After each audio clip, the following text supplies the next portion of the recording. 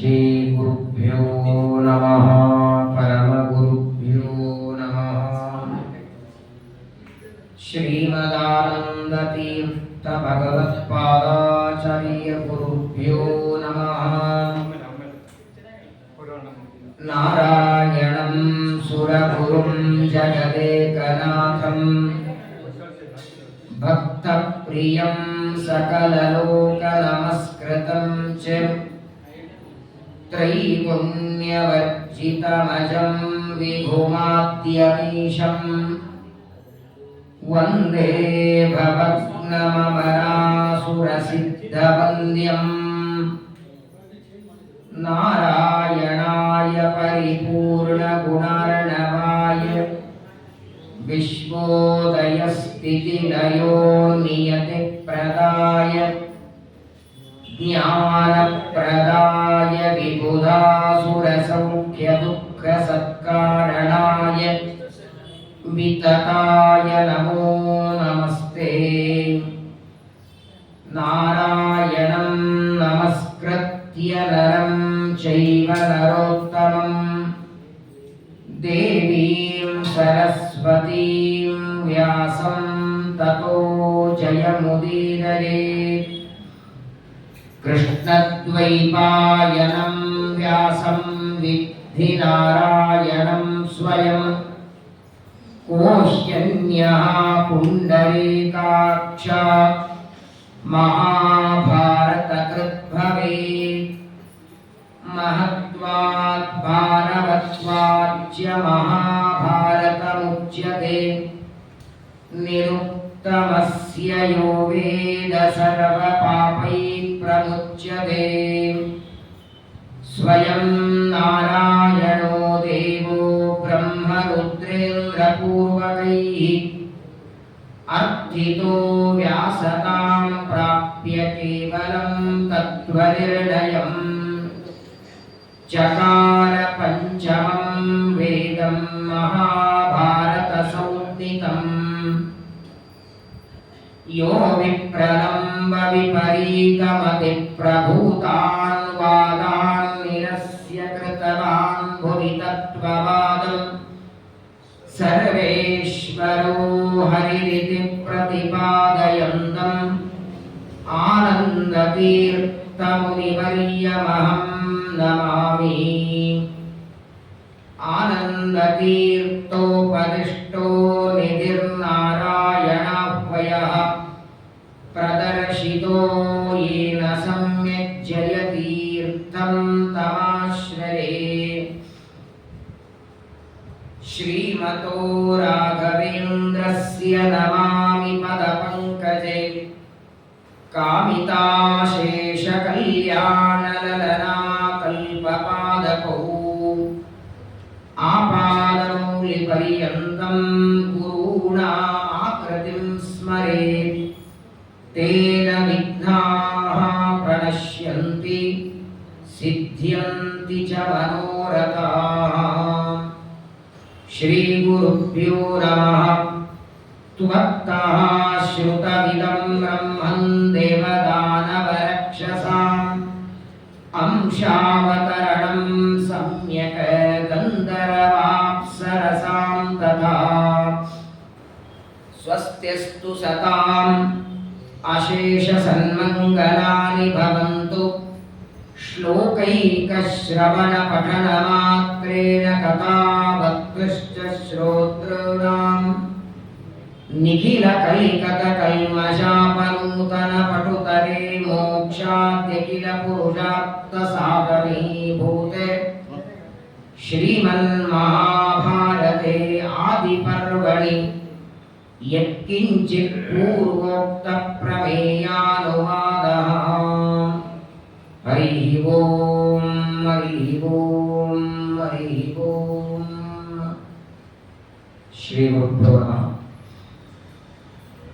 ಅನಂತ ಗುಣಪೂರ್ಣನಾದ ಸರ್ವೋತ್ತಮನಾದ ಸರ್ವಜ್ಞನಾದ ಪರಮಾತ್ಮ ಬ್ರಹ್ಮಾದಿ ದೇವತೆಗಳ ಪ್ರಾರ್ಥನೆಯಿಂದ ವೇದವ್ಯಾಸ ರೂಪದಿಂದ ಅವತಾರ ಮಾಡಿ ಸಮಗ್ರ ಜಗತ್ತಿಗೆ ಬಹಳ ವಿಶೇಷವಾಗಿ ನಿತ್ಯದಲ್ಲಿ ಶ್ರವಣ ಮಾಡಬಹುದಾದ ಒಂದು ಗ್ರಂಥವನ್ನ ಮಹಾಭಾರತದ ರೂಪದಲ್ಲಿ ಕೊಟ್ಟಿದ್ದಾರೆ.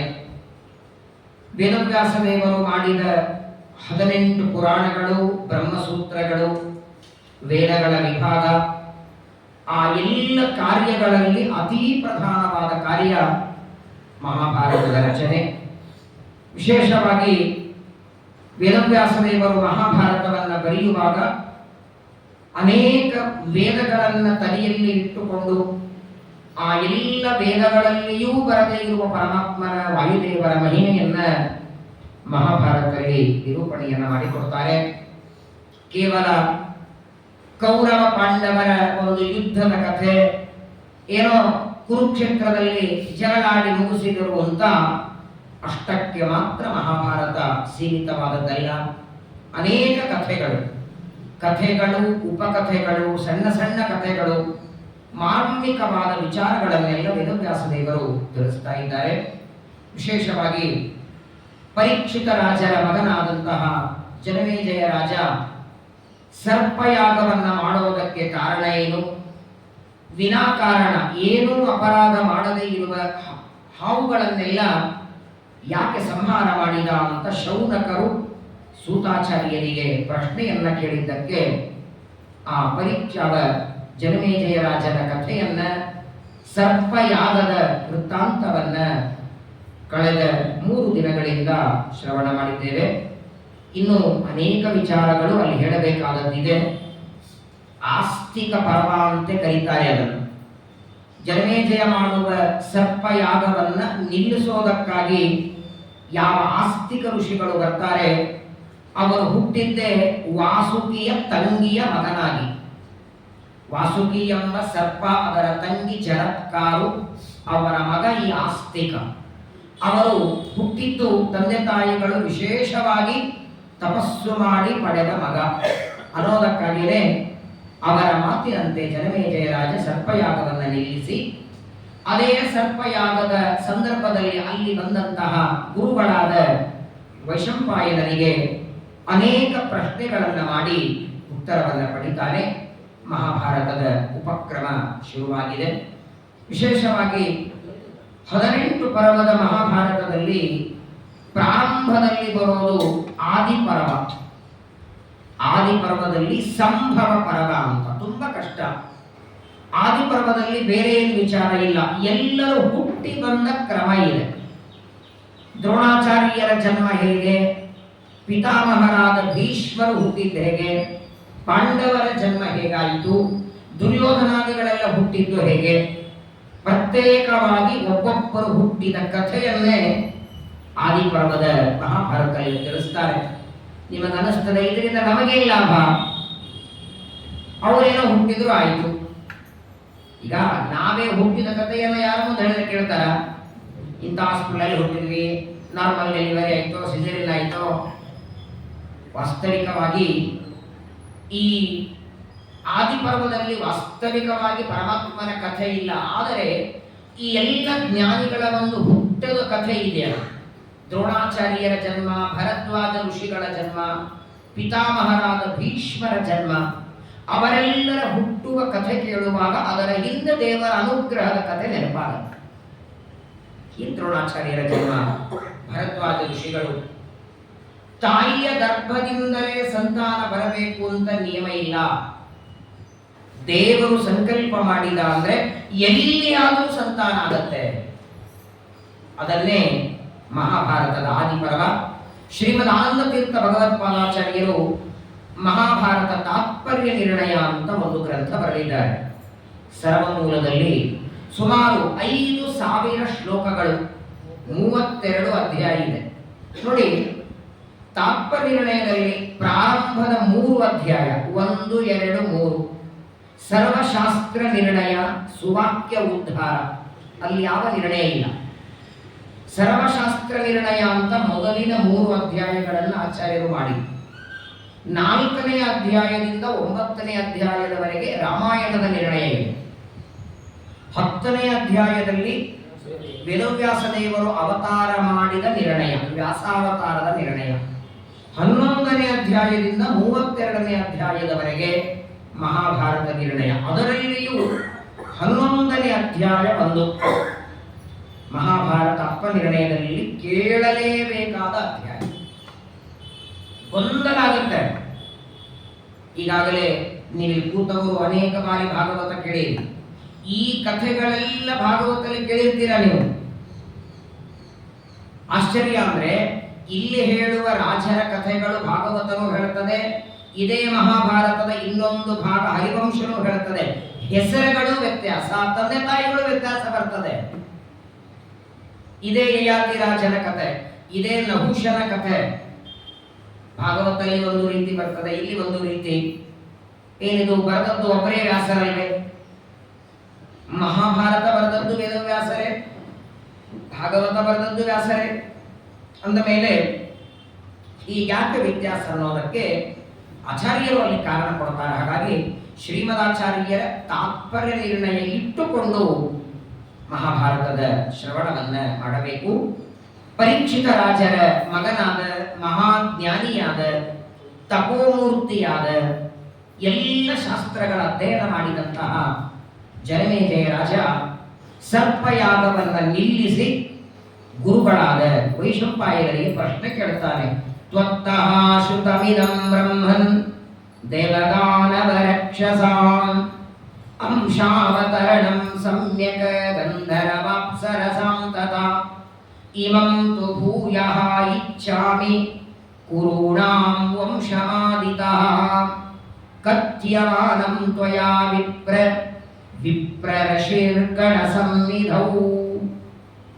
ಜನಮೇಜಯ ಹೇಳ್ತಾನೆ, ಜ್ಞಾನಿಗಳಾದಂತಹ ವೈಶಂಪಾಯನರೇ, ಈಗಾಗಲೇ ನಿಮ್ಮ ಮುಖದಿಂದ ಬೇರೆ ಬೇರೆ ಬೇರೆ ಕಥೆಗಳನ್ನ, ದೇವತೆಗಳು ಅವತಾರ ಮಾಡಿದ ಕಥೆಗಳನ್ನ, ಅನೇಕ ವಿಚಾರಗಳನ್ನ ನಿಮ್ಮಿಂದ ತಿಳಿದಿದ್ದೇವೆ ನಾವು. ಆದರೆ ನಮಗಿನ್ನೂ ಕೇಳುವ ಅಪೇಕ್ಷೆ ಇದೆ. ದೇವತೆಗಳಲ್ಲಿ ಅಂಶ ರೂಪ ಅಂತೀರ. ಈಗ ಉದಾಹರಣೆಗೆ ವಾಯುದೇವರ ಮೂಲ ರೂಪ, ಅವರು ಹನುಮಂತನಾಗಿ, ಭೀಮನಾಗಿ, ಆಚಾರ್ಯರಾಗಿ ಬಂದದ್ದು. ಭೂಮಿಗೆ ಬಂದದ್ದು ಅಂಶ, ಮೂಲ ರೂಪವನ್ನ ಅಂಶಿ ಅಂತ ಕರೀತಾರೆ. ಒಂದು ಪಾತ್ರೆಯೊಳಗೆ 8 ಮಾವಿನ ಹಣ್ಣಿದ್ರೆ 2 ಮಾವಿನ ಹಣ್ಣು ಪಾತ್ರೆಯಿಂದ ಆಚೆ ತೆಗೆದರೆ ಇದು ಅಂಶ ಆಯಿತು, ಅದು ಅಂಶಿ. ಯಮದೇವರು ತ್ರೇತಾಯುಗದಲ್ಲಿ ಪರಮಾತ್ಮನ ಸೇವೆಗಾಗಿ ವಾಲ್ಯಾವ ಜಾಂಬುವಂತನಾಗಿ ಅವತಾರ ಮಾಡ್ತಾರೆ. ದ್ವಾಪರದಲ್ಲಿ ಯಮಧರ್ಮರಾಜನೇ ಧರ್ಮರಾಜನಾಗಿ ವಿದುರನಾಗಿ ಅವತಾರ ಮಾಡ್ತಾರೆ. ಇದೆಲ್ಲ ಅಂಶ ರೂಪಗಳು. ಈ ತರಹದ ದೇವತೆಗಳಲ್ಲಿ ಏನು ಅಂಶ ಇದೆ, ಹೀಗೆ ರಾಕ್ಷಸರಲ್ಲೂ ಇರತ್ತಾ? ದೈತ್ಯರು ಅವತಾರ ಮಾಡಿ ಬರಬೇಕಾದರೆ ಪ್ರತಿ ಯುಗದಲ್ಲಿ ಬರ್ತಾರೆ. ರಾವಣ, ಕುಂಭಕರ್ಣ, ಶಿಶುಪಾಲ, ದಂತವಕ್ರ, ಜರಾಸಂಧ, ಕಂಸ, ಇವರೆಲ್ಲ ದೈತ್ಯರು ಅವತಾರ ಮಾಡಬೇಕಾದರೆ ಇವರಲ್ಲಿಯೂ ಅಂಶಗಳಿರತ್ತಾ? ಅಥವಾ ದೈತ್ಯರು ಮೂಲ ರೂಪದಿಂದಲೇ ಭೂಮಿಗೆ ಬರ್ತಾರಾ ಅನ್ನೋ ಪ್ರಶ್ನೆಯನ್ನು ಜನಮೇಜಯ ರಾಜ ಕೇಳ್ತಾರೆ. ಎರಡನೇದು, ಮನುಷ್ಯರು ಅವತಾರ ಮಾಡುವಾಗ ಮನುಷ್ಯರಲ್ಲಿ ಅಂಶ ಭಾವ ಇರುತ್ತೋ ಇಲ್ಲೋ? ಅಂಶ ಅಂಶಿ ಅನ್ನೋದು ದೇವತೆಗಳಲ್ಲಿ ಮಾತ್ರ ಇರುವ ಧರ್ಮವೋ ಮನುಷ್ಯರಲ್ಲೂ ಇರುವಂತಹ ಧರ್ಮವೋ? ಇದರ ಬಗ್ಗೆ ನಮಗೆ ತಿಳಿಸಿ. ಇನ್ನೊಂದು ಪ್ರಶ್ನೆ ಕೇಳ್ತಾನೆ ಜನಮೇಜಯ. ದಾನವರು, ರಾಕ್ಷಸರು ಇವರಿಬ್ರು ಒಂದೇನೋ ಬೇರೆನೋ? ಕೆಲವು ಕಡೆಗೆ ದಾನವ ಅಂತ ಹೆಸರಿರುತ್ತೆ, ಕೆಲವು ಕಡೆಗೆ ದೈತ್ಯರು ಅಂತಿರುತ್ತೆ, ಕೆಲವು ಕಡೆಗೆ ರಾಕ್ಷಸ ಅಂತ ಕರೀತಾರೆ. ಅದೇನು ವ್ಯಕ್ತಿ ಒಬ್ಬನೇ, ಅವನಿಗೆ ಬೇರೆ ಬೇರೆ ಹೆಸರ, ಅಥವಾ ಅದಕ್ಕೇನಾದರೂ ವ್ಯತ್ಯಾಸ ಇದೆಯಾ ಅಂತ ಮಹಾಭಾರತದ ಪ್ರಾರಂಭದಲ್ಲಿ ಜನಮೇಜಯ ರಾಜ ವೈಶಂಪಾಯನರಿಗೆ ಕೇಳ್ತಾನೆ. ಅದರ ಜೊತೆಗೆ ಯಾವ ಸಾಕ್ಷಾತ್ ಪರಮಾತ್ಮ ದೇವಕಿಯ ಗರ್ಭದಿಂದ ಅವತಾರ ಮಾಡಿದ ಯದುರಾಜನ ವಂಶದಲ್ಲಿ ಅಂತಹ ಯಾದವರ ವಂಶವನ್ನು ನನಗೋಸ್ಕರ ಹೇಳಿ ಅಂತ ಪರೀಕ್ಷಿತರ ಮಗನಾದ ಜನಮೇಜಯ ಕೇಳ್ತಾನೆ. ಇದರಲ್ಲಿ ಒಂದೆರಡು ಪ್ರಶ್ನೆಗಳಿಗೆ ಶ್ರೀಮದಾಚಾರ್ಯರು ತಾತ್ಪರ್ಯದಲ್ಲಿ ಉತ್ತರವನ್ನು ಕೊಡುತ್ತಾರೆ. ಅಂಶ ಅಂಶಿ ಭಾವ ದೇವತೆಗಳಿಗೆ ಮಾತ್ರ, ರಾಕ್ಷಸರಿಗಿರಲ್ಲ. ರಾಕ್ಷಸ ಬೇರೆ, ದೈತ್ಯರು ಬೇರೆ. ಯಾರ ಬುದ್ಧಿಯಲ್ಲಿ ತಮೋಗುಣ ಹೆಚ್ಚಿರತ್ತೋ, ಬುದ್ಧಿಯಲ್ಲಿ ಮಾತ್ರ ತಮೋಗುಣ ಇದ್ದು ದುಷ್ಟ ಕಾರ್ಯ ಮಾಡ್ತಾರೆ, ಆದರೆ ಮಾಂಸ ಭಕ್ಷಣ ಮಾಡಲ್ಲ, ಅವರನ್ನ ದೈತ್ಯರು ಅಂತ ಕರೆಯೋದು. ಮನುಷ್ಯರ ರಕ್ತ ಮಾಂಸವನ್ನ ಕುಡಿಯುವಂಥವರನ್ನ ರಾಕ್ಷಸ ಅಂತ ಕರೆಯುವುದು. ಎರಡು ವ್ಯತ್ಯಾಸ. ಈಗ ನೋಡಿ, ಜಯ ವಿಜಯರು ಸನಕಾದಿಗಳ ಶಾಪದಿಂದ ಏನು 3 ಜನ್ಮ ಪಡಿತಾರೆ, ಅದರಲ್ಲಿ ಹಿರಣ್ಯಾಕ್ಷ ಹಿರಣ್ಯಕಶಿಪುಗಳು ದೈತ್ಯರು, ರಾವಣ ಕುಂಭಕರ್ಣರು ರಾಕ್ಷಸರು, ಶಿಶುಪಾಲ ದಂತಭಕ್ತರು ರಾಜರು. ರಾಕ್ಷಸ ಬೇರೆ, ದಾನವ ಬೇರೆ, ಹಾಗೂ ದೈತ್ಯರು ಬೇರೆ. ಬೇರೆ ಅಂದ್ರೆ ಅವರ ಸ್ವಭಾವ, ಅವರ ಕರ್ಮ, ಅವರ ಗುಣಗಳು, ಅವರ ವಿಚಾರಗಳು, ಅವರ ನಡವಳಿಕೆ ಎಲ್ಲರೂ ಬೇರೆ ಇದೆ. ಅದು ಎಲ್ಲರೂ ಕೆಟ್ಟ ಕೆಲಸ ಮಾಡೋರೆ, ಎಲ್ಲರೂ ದೇವರ ವಿರೋಧಿಗಳೇ. ದಾನವರಾಗಲಿ, ದೈತ್ಯರಾಗಲಿ, ರಾಕ್ಷಸರಾಗಲಿ ಅವರೇನು ಹೋಮ ಮಾಡೋರಲ್ಲ, ಯಾರೇನು ಸತ್ಯನಾರಾಯಣ ಪೂಜೆ ಮಾಡೋರಲ್ಲ. ಎಲ್ಲರೂ ದೇವರನ್ನ ಗುರುಗಳ ವಿರೋಧ ಮಾಡುವರಾದರೂ ಅದರಲ್ಲಿಯೂ ವ್ಯತ್ಯಾಸ ಉಂಟು ಅಂತ ಶ್ರೀಮದಾಚಾರ್ಯರು ನಿರ್ಣಯವನ್ನು ಕೊಡ್ತಾರೆ. ಒಂದು ಮಾತು ಭಾಗವತ ತಾತ್ಪರ್ಯದಲ್ಲಿ ಆಚಾರ್ಯರುತ್ತಾರೆ, ದೇವತೆಗಳು ಭೂಮಿಗೆ ಬರುವಾಗ ಒಂದು ಅಂಶದಿಂದ ಬರಬೇಕಾದರೆ ಅವರ ಮೂಲ ರೂಪದಲ್ಲಿರುವ ಸಾಮರ್ಥ್ಯ ಅಂಶ ರೂಪದಲ್ಲಿ ಸಂಪೂರ್ಣ ಬರೋದಿಲ್ಲ. ಎಲ್ಲನೂ ಜ್ಞಾನ, ಇಚ್ಛಾ, ಶಕ್ತಿ ಮೂಲ ರೂಪದಲ್ಲಿ ಇರೋದು, ಅವತಾರ ರೂಪದಲ್ಲಿ ಅಂಶ ರೂಪದಲ್ಲಿ ಬರೋದು ಅದು ಪರಮಾತ್ಮನಿಗೆ, ವಾಯುದೇವರಿಗೆ ಮಾತ್ರ. ಗರುಡ ಶೇಷ ಅದರಲ್ಲಿ ಗರುಡದೇವರಿಗೆ ಅವತಾರವೇ ಇಲ್ಲ. ಶೇಷದೇವರಿಗೆ, ರುದ್ರದೇವರಿಗೆ ಮೂಲ ರೂಪದ ಶಕ್ತಿ ಅವತಾರ ರೂಪದಲ್ಲಿ ಯಾವಾಗ ಬರುತ್ತೆ? ಮೂಲ ರೂಪದ ಸ್ಮರಣೆ ಬಂದಾಗ ಬರುತ್ತೆ.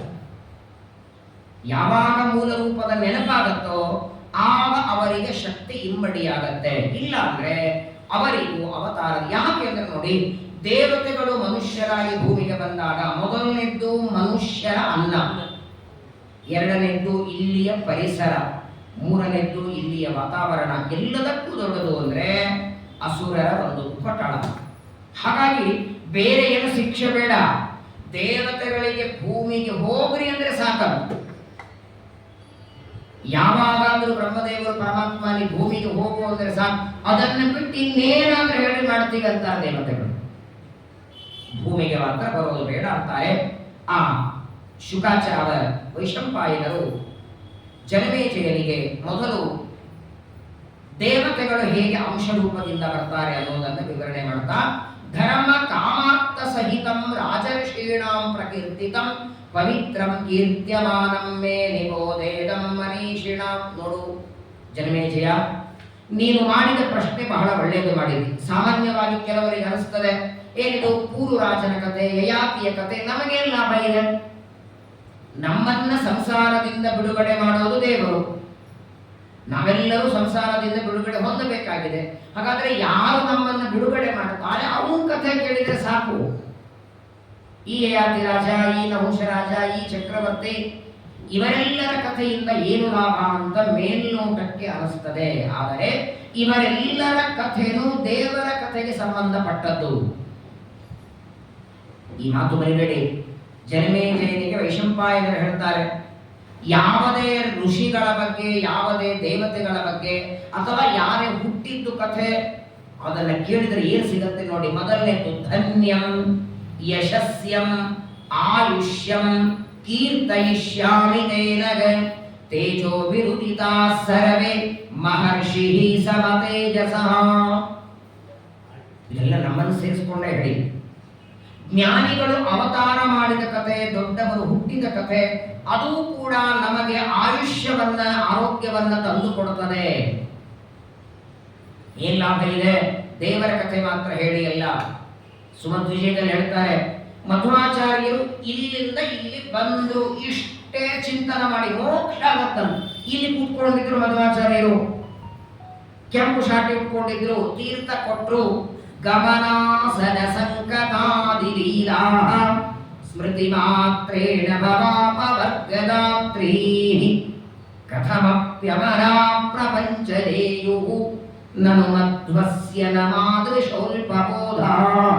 13ನೇ ಸರ್ಗ ಸುಮಧ್ವಿಜಯದಲ್ಲಿ ಹೇಳ್ತಾರೆ, ಗಮನಾಸನ, ಗಮನ ಅಂದ್ರೆ ಓಡಾಡೋದು, ಆಸನ ಅಂದ್ರೆ ಕೂತ್ಕೊಳ್ಳೋದು, ಅಷ್ಟು ಚಿಂತನ ಮಾಡಿದರೂ ಮೋಕ್ಷ ಉಂಟಂತೆ ಅನ್ನೋದಕ್ಕಾಗೇನೆ ಜ್ಞಾನಿಗಳ, ದೊಡ್ಡವರ ಚರಿತ್ರೆಯನ್ನ ನಿರ್ಲಕ್ಷ್ಯ ಮಾಡದೆ ಅದನ್ನ ಶ್ರವಣ ಮಾಡಬೇಕು ಅಂತ ಜನಮೇಜಯನಿಗೆ ಹೇಳಿ, ಮೊದಲು ಪೂರ್ವರಾಜನ ವಂಶದ ಕಥೆಯನ್ನು ಹೇಳಲಿಕ್ಕೆ ಶುರು ಮಾಡ್ತಾರೆ. ದಶ ಪ್ರಚೇತ ಸತ್ಪುತ್ರಾಹ ಆಸನ್ ಪ್ರಾಚೀನ ಪರೇಶ. ನಾನು ಮೊದಲೇ ಹೇಳಿದೆ ನಿಮಗೆ, ಭಾಗವತದ ಕಥೆ ಕೇಳುವಾಗ ಈ ಕಥೆಗಳನ್ನು ಅಲ್ಲಿ ಕೇಳಿರ್ತೀರ. ಅಲ್ಲೊಂದು ಕ್ರಮ ಹೇಳ್ತಾರೆ ಶುಕಾಚಾರ್ಯರು, ಇಲ್ಲೊಂದು ಕ್ರಮ ಬೇರೆ. ಇಲ್ಲಿ ನೋಡಿ, ಪ್ರಾರಂಭನೆ ಎಲ್ಲಿಂದ ಮಾಡಿದರು? ಪ್ರಾಚೀನ ಬರಿಹಿರಾಜನ ಕಥೆಯಿಂದ ಪ್ರಾರಂಭ ಆದ.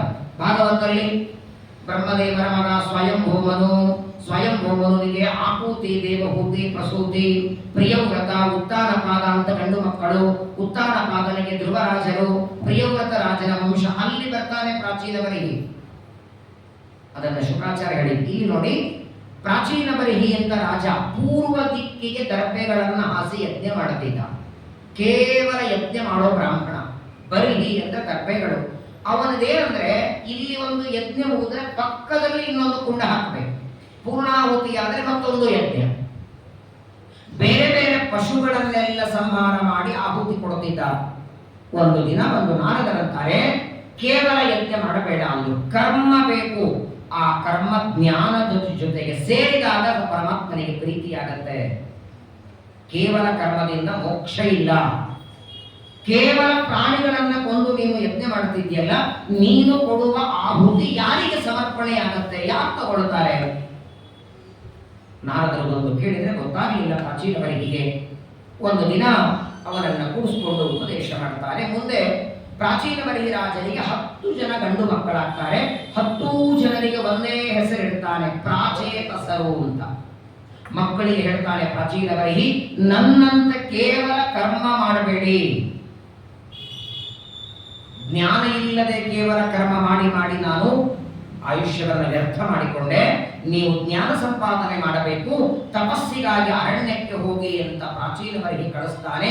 10 ಜನ ಪ್ರಾಚೇತಸರು ಸಮುದ್ರ ಮಧ್ಯದಲ್ಲಿ ತಪಸ್ಸಿಗೆ ಬರ್ತಾರೆ. ಸೊಂಟದಷ್ಟು ನೀರಿನೊಳಗೆ, ತಣ್ಣಗಿರುವ ನೀರಿನೊಳಗೆ, ಏನು ಅರ್ಧ ಗಂಟೆ 1 ಗಂಟೆ ಅಲ್ಲ, 100 ವರ್ಷಗಳವರೆಗೆ ಆ ತಣ್ಣಗಾದ ನೀರಿನಲ್ಲಿ ಪ್ರಾಚೇತಸರು ತಪಸ್ಸು ಮಾಡ್ತಾರೆ.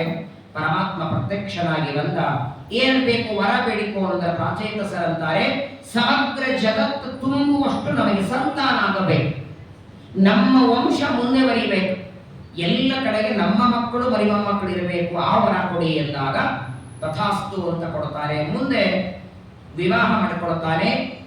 ಯಾವ ಪ್ರಾಚೇತಸರಿಗೆ ಅಸಿಕ್ನಿ ಅನ್ನುವ ಕನ್ಯೆಯನ್ನು ವಿವಾಹ ಮಾಡುತ್ತಾರೆ. ಅಲ್ಲಿ ಹುಟ್ಟಿ ಬಂದವನೇ ಪ್ರಾಚೇತಸ ದಕ್ಷ. ಈಗಾಗಲೇ ಅವನ ಕಥೆ ಹೇಳಿದ್ದಾರೆ. ಭಾಗವತ ಚತುರ್ಥ ಸ್ಕಂದದಲ್ಲಿ ದಕ್ಷ ಪ್ರಜಾಪತಿಯ ಕಥೆ ಬರ್ತದೆ.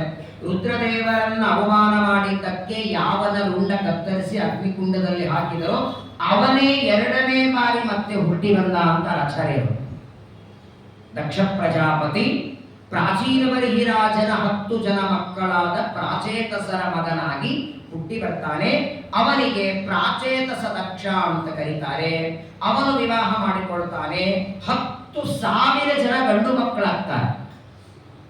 ಪ್ರಾಚೇತಸ ದಕ್ಷನಿಗೆ 10,000 ಜನರಿಗೂ ತಪಸ್ಸಿಗಾಗಿ ಅರಣ್ಯಕ್ಕೆ ಕಳಿಸ್ತಾನೆ. ಅವರಿಗೆ ಹರಿಯಶ್ವರು ಅಂತ ನಾಮಕರಣ ಮಾಡಿಲ್ಲ, ಎಲ್ಲರಿಗೂ ಒಂದೇ ಹೆಸರು. ಆ 10,000 ಜನ ಹರಿಯಶ್ವರು ತಪಸ್ಸಿಗೆ ಬರುವಾಗ ನಾರದರು ಅವರಿಗೆ ಪ್ರಶ್ನೆಗಳನ್ನು ಕೇಳಿ ಮೋಕ್ಷಕ್ಕೆ ಕಳಿಸಿ ಬಿಡುತ್ತರು. ಸಹಸ್ರ ಸಂಖ್ಯಾನ ಸಹಿತಾನ್ ಪುತ್ರಾನ್ ದಕ್ಷಸ್ಯ ನಾರದಃ ಮೋಕ್ಷಯಾಂ ಅಧ್ಯಾಪಯಾಮಾಸ.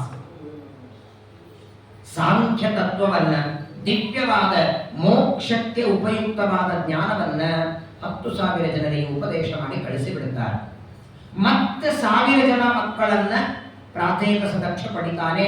ಅವರಿಗೆ ಶಬಲಾಶ್ವರು ಅಂತ ಹೆಸರನ್ನ ಇಟ್ಟು ಅವರನ್ನೂ ಅರಣ್ಯಕ್ಕೆ ಕಳಿಸಿದ.